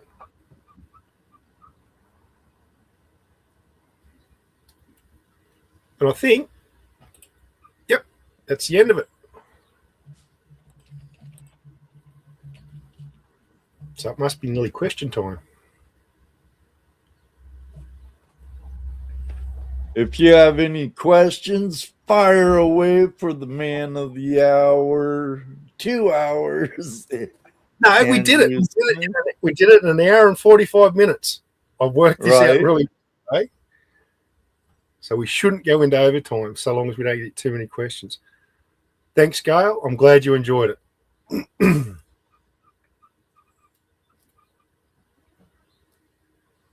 Okay, Heath. Couldn't you use basically the same machine that was used to make cheese because it does have an agitator? Yep. And again, what I'll do is when Ed actually does his little edit and he makes this so you can go back and watch it, I'll, in the comments on that video, I'll start putting some links to videos where you can go and watch people that have actually set up their own little flotation units in home. So they're basically doing it in their kitchen or in their garage. And it's just stuff that most of us have already got. So what I will do, I'll probably tomorrow, I'll start going in and I'll add some links to videos that show you how you can actually set up your own flotation unit and start doing flotation at home. That'd be cool. And you can catch that next month, you all.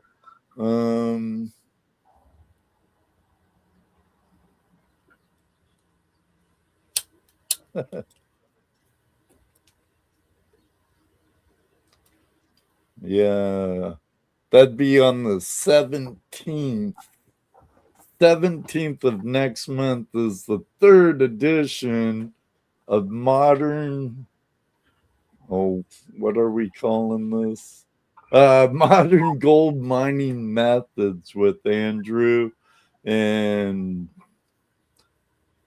be more on flotation, but a smaller scale, I take it. With the next one, what I want to do is want to go into flotation a bit more, because I said with this one, I didn't want to overwhelm people with the information that flotation has. Right. So basically what I've covered in this show today is just basic flotation. There is more than one system of flotation. And again, I'm not going to talk about that now. I'll talk about that in the next month's show, because there are other systems that are set up different and they work differently and they use different chemicals. Completely different, but it's still flotation. And you'll find that really interesting, because this is technology that's only really come of its own in the last 10 years. And I say I was lucky enough, I was exposed to this new technology. Had a lot to do with the trials and setting up the equipment and, changing it to see if we could actually improve the performance of how these things were collecting. So that'll be good to actually share that with you too. Because it's actually more cost effective to run this newer system, because it doesn't rely so much on powered equipment.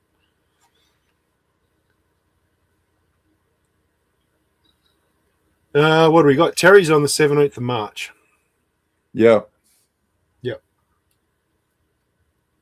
Terry's going to talk about opals, which is going to be exciting too.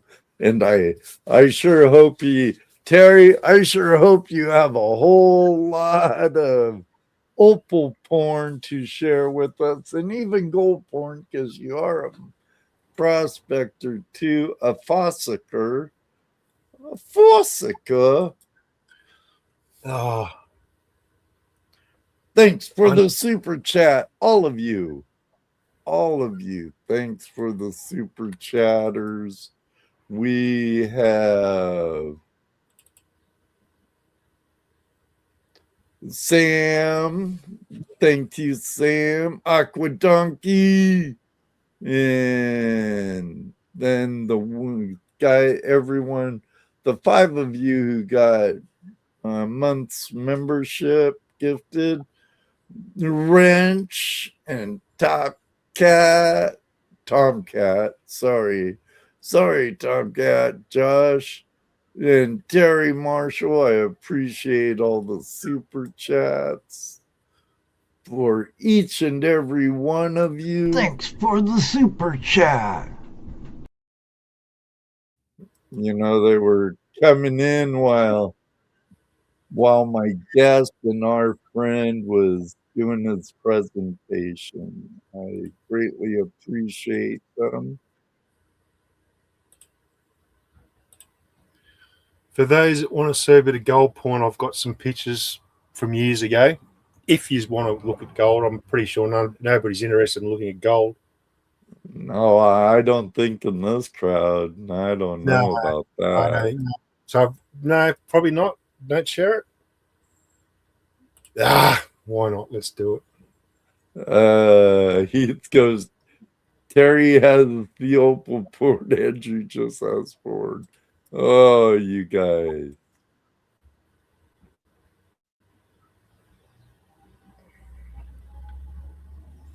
All right. Are you seeing that yet? Yep. I'll bring it up. What? Show it. Show it. He says, show it.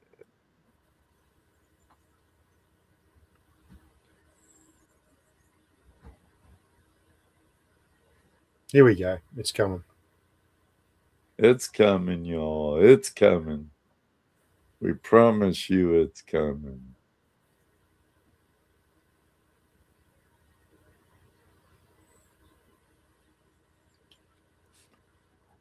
What do I need to do here?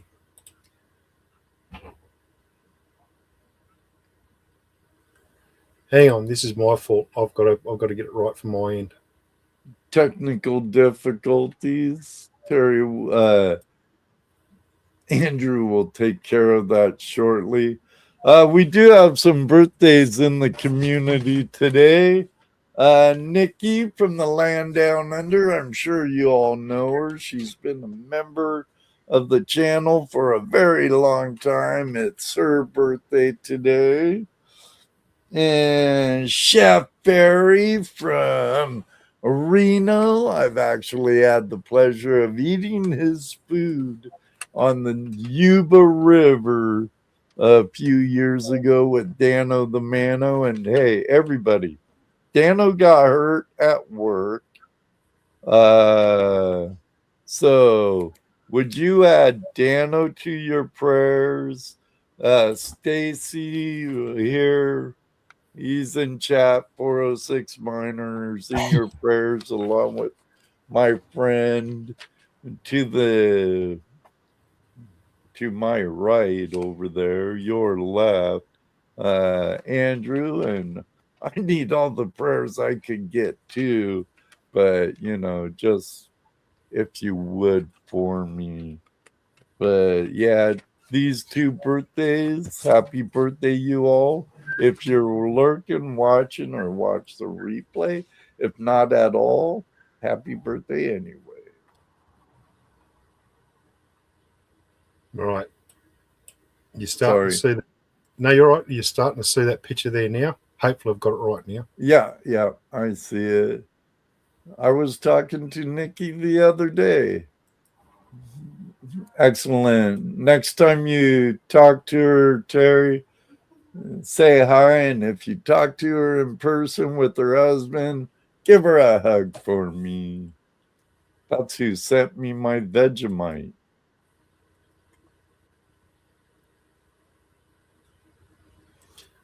How's that for a single pan? Ooh. Now, is that your cleanup from a day, or? Nope, that was a single pan that I washed. Wow. Was it crevice material? It certainly was. Nice. Jeez. Someone go to Australia by me so I can sneak there in your luggage. I need oxygen and food, though.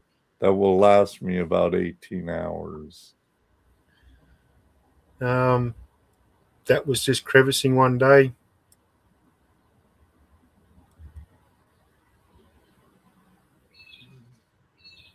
Um, 22 caliber bullet and then shotgun lead. Some nice right on gold. Getting the lead out too. Always I remember when you used to do that. Yep. contest every year on Adventure Gold. I always thought that was cool, Andrew. Well, I say That I one tried. looks like a little. It looks like the Grinch in the middle top. Yeah, it does. Nice. But I always like to try and encourage people to actually, while it's good to sit on YouTube and look at this stuff, I try to encourage people to go out and actually have a go. And, the whole thing with YouTube started was, I'd like to share what I was doing with people and friends that I had. And rather than doing it individually and sending people messages and videos and all that, I just went, you know what, I'll just do a YouTube channel. Then I'll just share them. And that, I couldn't believe how quickly that grew.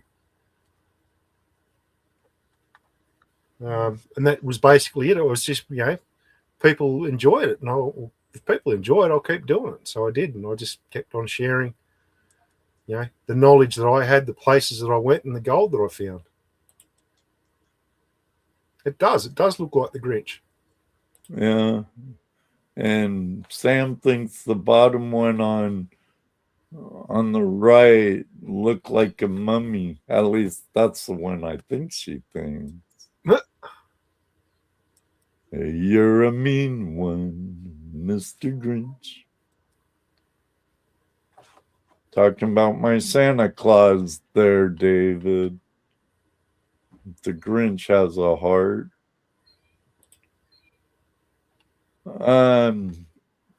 Is that open to mineral entry, as we would say here in the States? Did you find that on open to the public, or are you able to claim it? Every picture I'm going to show here is all open to the public, or it's all areas that anybody can go to. So one of the rules I always had is I always said if I ever went onto private property, I would always ask the owner before I went on, are you happy for me to share images of what I find here? They say, yep. And I said, so I'm not going to disclose where the property is, and I'm not going to show images of where the property is. And I went, thank you very much. We appreciate that. So pretty much every image you're going to look at here now is all from areas that people can freely go and access. The general public can go there anywhere.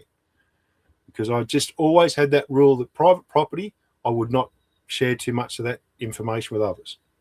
Because I say, just out of respect for the people that allowed me to go onto their private properties, I didn't want other people when they seen the gold that I was recovering there. It's understandable. Yeah. And I say it's just a general courtesy. That there is a little gemstone. That's just what they call a zircon. Oh. You just see the little color there.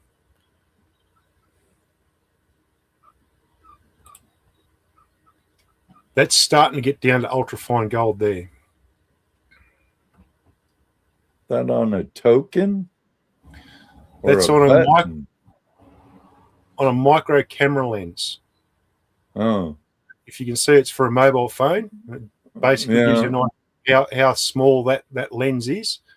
Well, that's the lens cover, and that's the gold sitting on a lens cover off a mobile phone lens. Oh, wow. Okay. A little small.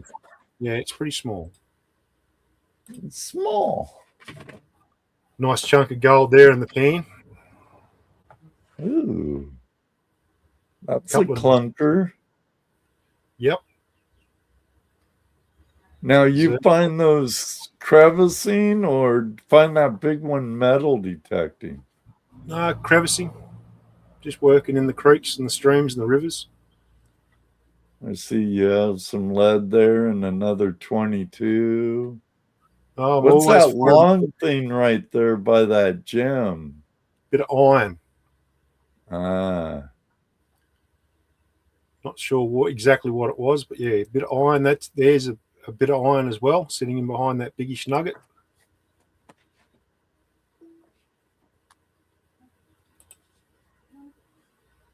There's some of the crevices I used to work. Another nice pan. Again, that's a single pan. That's only using that little tiny gold pan that I was using. You just happened to strike the right crevice, and that's how much gold I was getting out of a single crevice. I'd be happy with that. I know, it's tormenting, because I say it's... Oh, we all love the torture, though. It's like a bad habit. Yeah. But I mean, when you're working in areas that's got like glacial gold, you look at bits of gold like that and going, damn. I don't. Well, actually, I don't want to give out too much information about where I live, but in certain parts of this glacial deposited land, there's some pretty nice stuff that comes out. It'd surprise you. It would surprise you. Oh, yeah, super chat. Aqua Donkey with the $10 super chat. I gotta head to bed. Oh, come on. I wake up the same time as you. Mrs. Donkey, and I hope to see you here next week. I hope to see you too. And I'm serious about getting on my 4-inch. Got air. I got 3 regulators, but we could push 2 easy.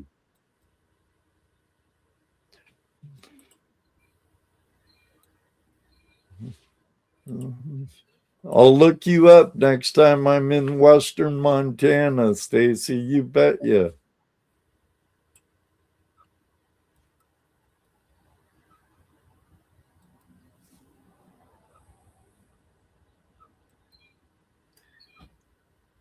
That largest bit I got with the metal detector. That's a nice chunk there. Those other pictures aren't bad either. Yep. So that big one, that's the one I call the Mother's Day nugget, because I actually found that on Mother's Day. Oh, nice. Do you remember what she weighs?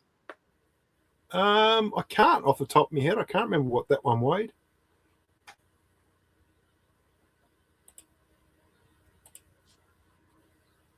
It was a nice size bit, I can tell you that. Yeah. Very nice.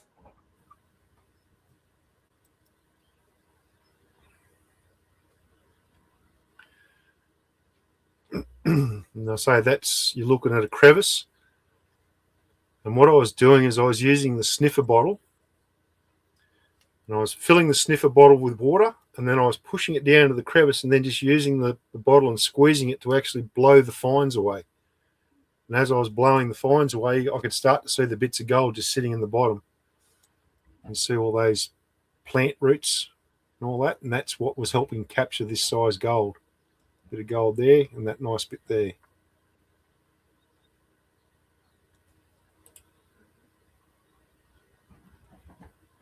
Well, we have a couple of guesses. Mr. Lodak saying 6-grammer. And David Via, 4 grams. What you say? I don't know. The way it looked, could be an ounce. Not no 4 grams. That's a nice nugget sitting in the palm of his hand. He's saying 5.7. I don't know, boys. It'd be nice if you had a dime or a quarter on your hand with that. It's hard telling. So that gold there in the vial, that was a giveaway. So it was a bit over 1 gram there, because there was other bits of stuff in there, so I just took it up over 1 gram. And I give that away for the best rubbish removal video that was put out there on YouTube. So if everybody that did a rubbish removal video where they just went and picked up rubbish from their favorite area, the one that I thought was the best, I give them that vial of alluvial gold. I remember when you were doing that. Yeah.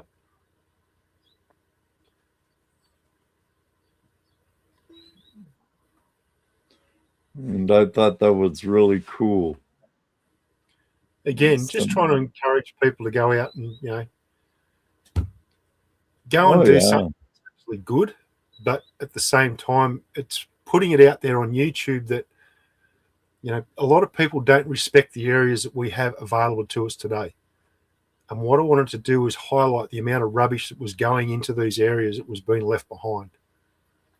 And I just thought, what better way to try and bring that out and show that to the general public than just have a whole heap of people sending videos of the rubbish they were picking up. So when I was back in Washington for a little while when my mom had her foot amputated and my boys needed me for a little bit, I was going up in the mountains and I always have trash bags in my truck, but I'd pick up trash because I was actually prospecting on private property open to recreational use. The property was owned by Weyerhaeuser Lumber and Paper, and next to the National Forest. But I'd pick up trash and I'd go to the U.S. Forest Service and I'd ask if I could throw it away in their dumpster. The first time they asked me, no, our trash bin ain't for your trash.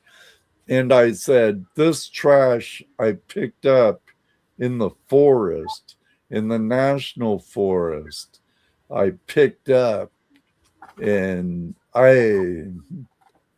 once they said that, they're like, oh, anytime. Once I said that, they're like, whenever I go, I pick up trash all the time out in the forest. And they're like, bring it down. Yeah.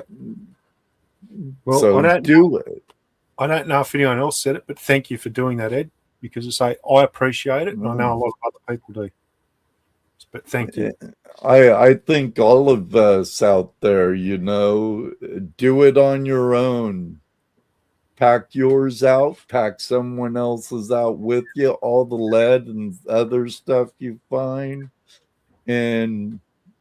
or organize groups with a chapter with a bunch of friends like-minded like us in the prospecting and treasure hunting community, and pick a stretch of creek and stuff and clean it up. Yep. So don't do it for yourself, do it for others. Like it's just a show of respect, for future generations, because we're actually doing them a favor. We're working towards keeping these areas that are currently open and, for us to go and enjoy.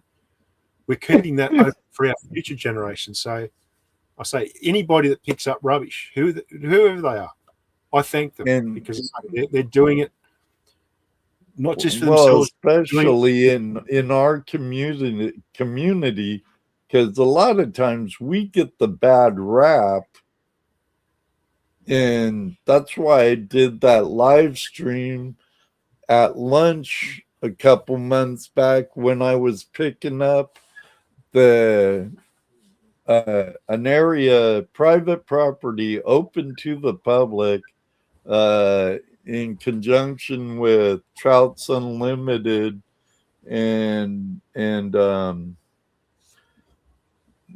Ohio's DNR.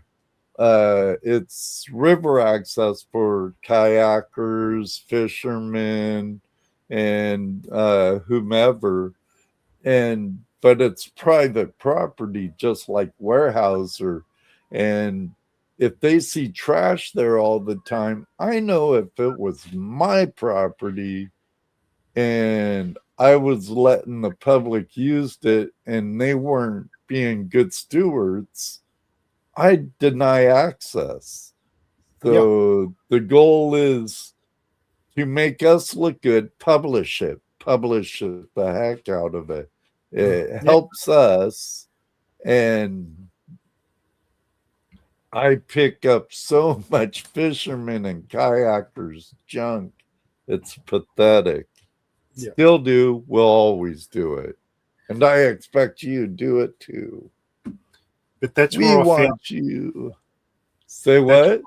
that's where I found YouTube to be really, really good, because it actually got that message out there. Especially a trashy claim jumper. Yeah. Or for hard rock, a high grader, you know. Here's an interesting little picture for you. So this is a town in New South Wales, the town of Parkes. Looks like a bunch of tunnels under it.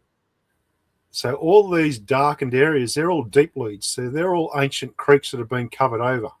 Okay. So the actual township of Parkes is built over numerous deep leads. And the town of Parkes was first off a gold mining town, because this Goobang Creek, they started finding gold in it. And then they realized that this creek is actually cut through one of these old ancient deep leads. So they started mining into these deep leads, and they were finding these deep leads were everywhere. And that's a map of all the known deep leads that they've mined in the area. So these deep leads were probably creeks and rivers and streams millions and millions of years ago.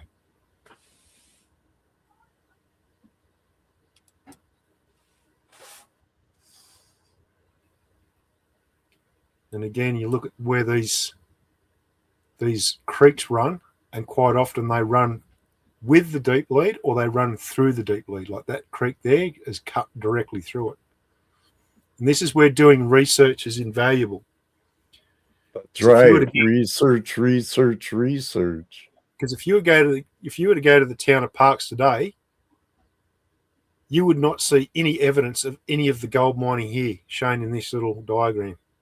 Zero. Because all this stuff they worked was mainly underground. So all the little poppet heads and things like the mine shafts that went down into these deep leads, they've all been filled in. So if you went there today, you wouldn't even know that was originally a gold mining town. Yeah, it's amazing. Even all across our country too. Yeah, it's amazing. I do have the end of stream sticker pack tonight. Sticker pack giveaway tonight. Only 5 entries. All you have to do is type in this, and you can get on a sticker pack entry. I showed him earlier while he was doing his presentation. Got all kinds. Megadog, Dorothy Richardson, myself, Jeffrey Button, 8-year, 7-year Tuesday Night Hangout show, John R, Archaeology and Gold Gale, Megadog, Carolina Gold Prospectors, my friend Mary and Bill. If you're ever in Statesville, North Carolina, be sure to check out Carolina Prospectors. Yeah, they need to put that in. Gotta put in that exclamation point. Put in that exclamation point. Tricky. There you go. There you go, Scott, Jim.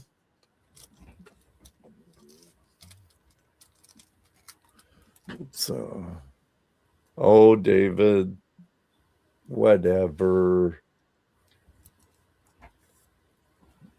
Brian counted out. Yeah, he'll do that. Mr. Wilder, good to see you again.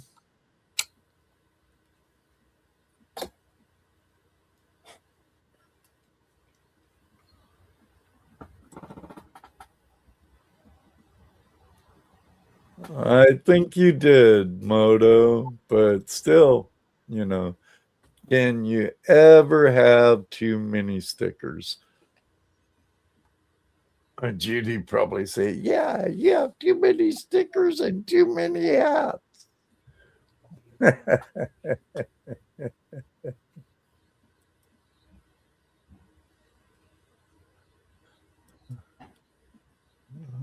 Did I miss something, Terry? Oh no. Last week's mono numbers.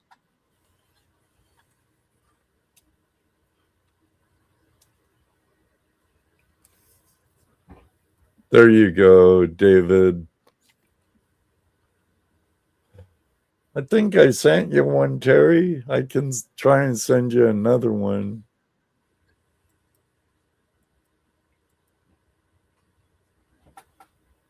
Right on. Can always try for more.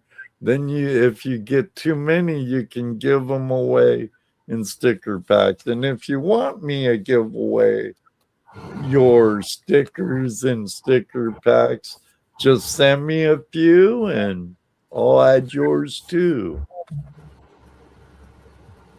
All right. Let me see. Drum roll, please. You do have to be present here. I'll give you a minute to say something. 8 entries out of 21. Hi, Georgianne. Put in sticker pack, Georgianne. So if you want in it, no, Ed, got too many stickers. Right, Terry? That's what Judy'd say about me, Terry. You're not all here, David? Neither am I. Okay. What time is it? It's all right. We're in good company. Overtime. Overtime is fine. A tattoo pack. Say what? Moto mining. A tattoo pack would be cool. Right. All right. Where am I? Drum roll, please.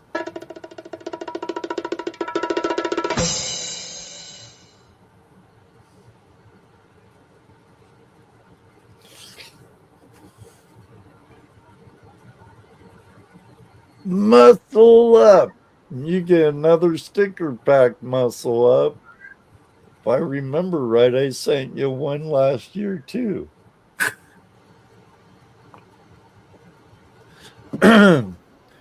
Even though I may have your address, I may not have your address. So if you'd be kind enough to email me your mailing address, I'll get it out to you when I'm able to. I'm still working a ways away and I get home fairly late and I leave fairly early. So be patient, but it will get to you.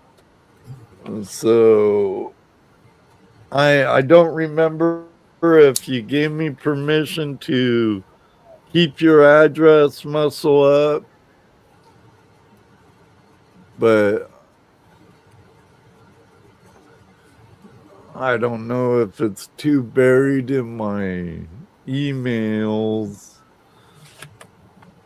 If I could, if you would, that'd be great. If so. Oh, keep it? Okay. Well, in that case, let's give it away anyway. Muscle Up says you can keep it. Oh, I'll email you. You can keep it. Okay. What the hell? I'm going to give away another one. It's only a stamp.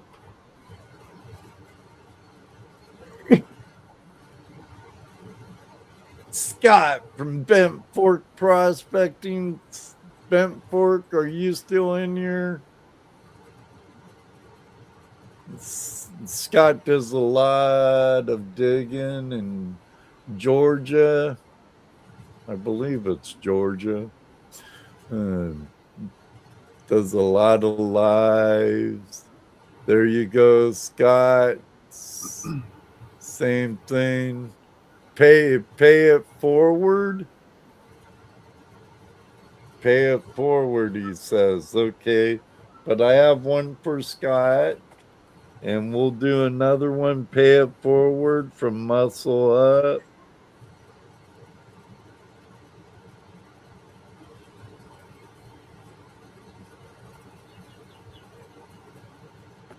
Right on.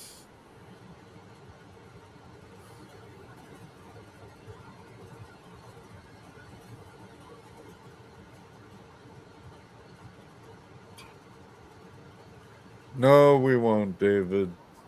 Cottonwood Trails Gold Camp. Jim. I have your address.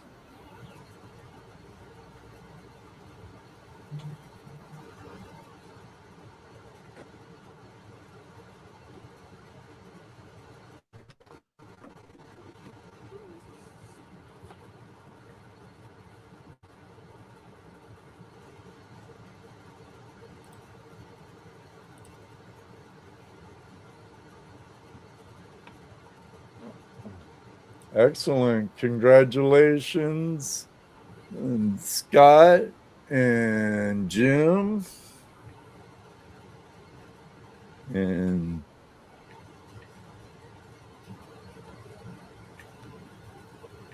yeah, I believe so, Jim. I believe so, but we're friends on Facebook, so if I need it, I'll ask. But I think I got it.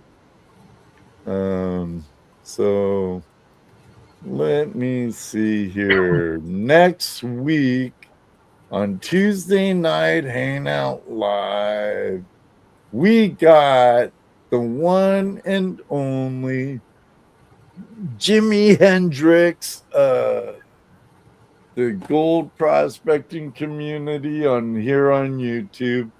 Aqua Donkey Prospecting's gonna be with us. He lives here in Ohio, but he's way on the other side of the state. But Aqua Donkey's gonna be with me here, and maybe we could get him to play our national anthem, the Star Spangled Banner, for us live.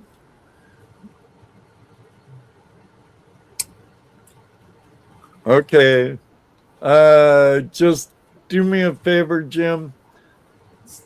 Just message me on Facebook the address you want me to send it to, and I'll do that.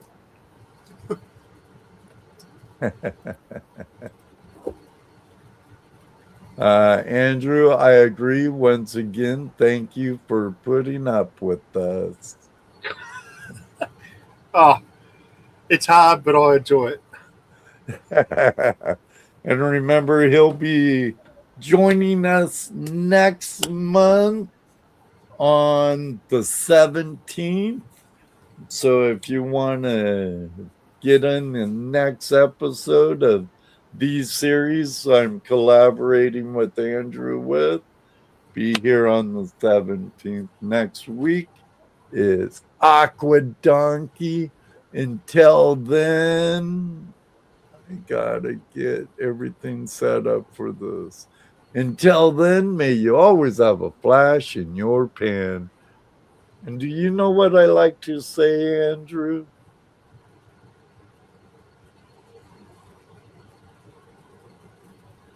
And I certainly hope it happens with you someday. Maybe one day too. We'll meet you on the river. But right now, this very second, Andrew and I, we're out of here.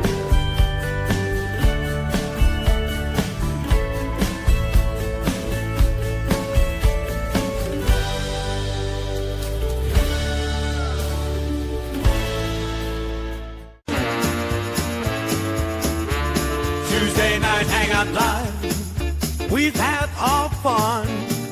The battery was strong, the night's been won.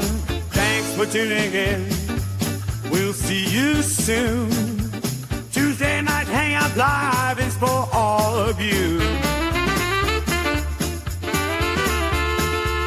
FlashFam forever, we'll keep the fight.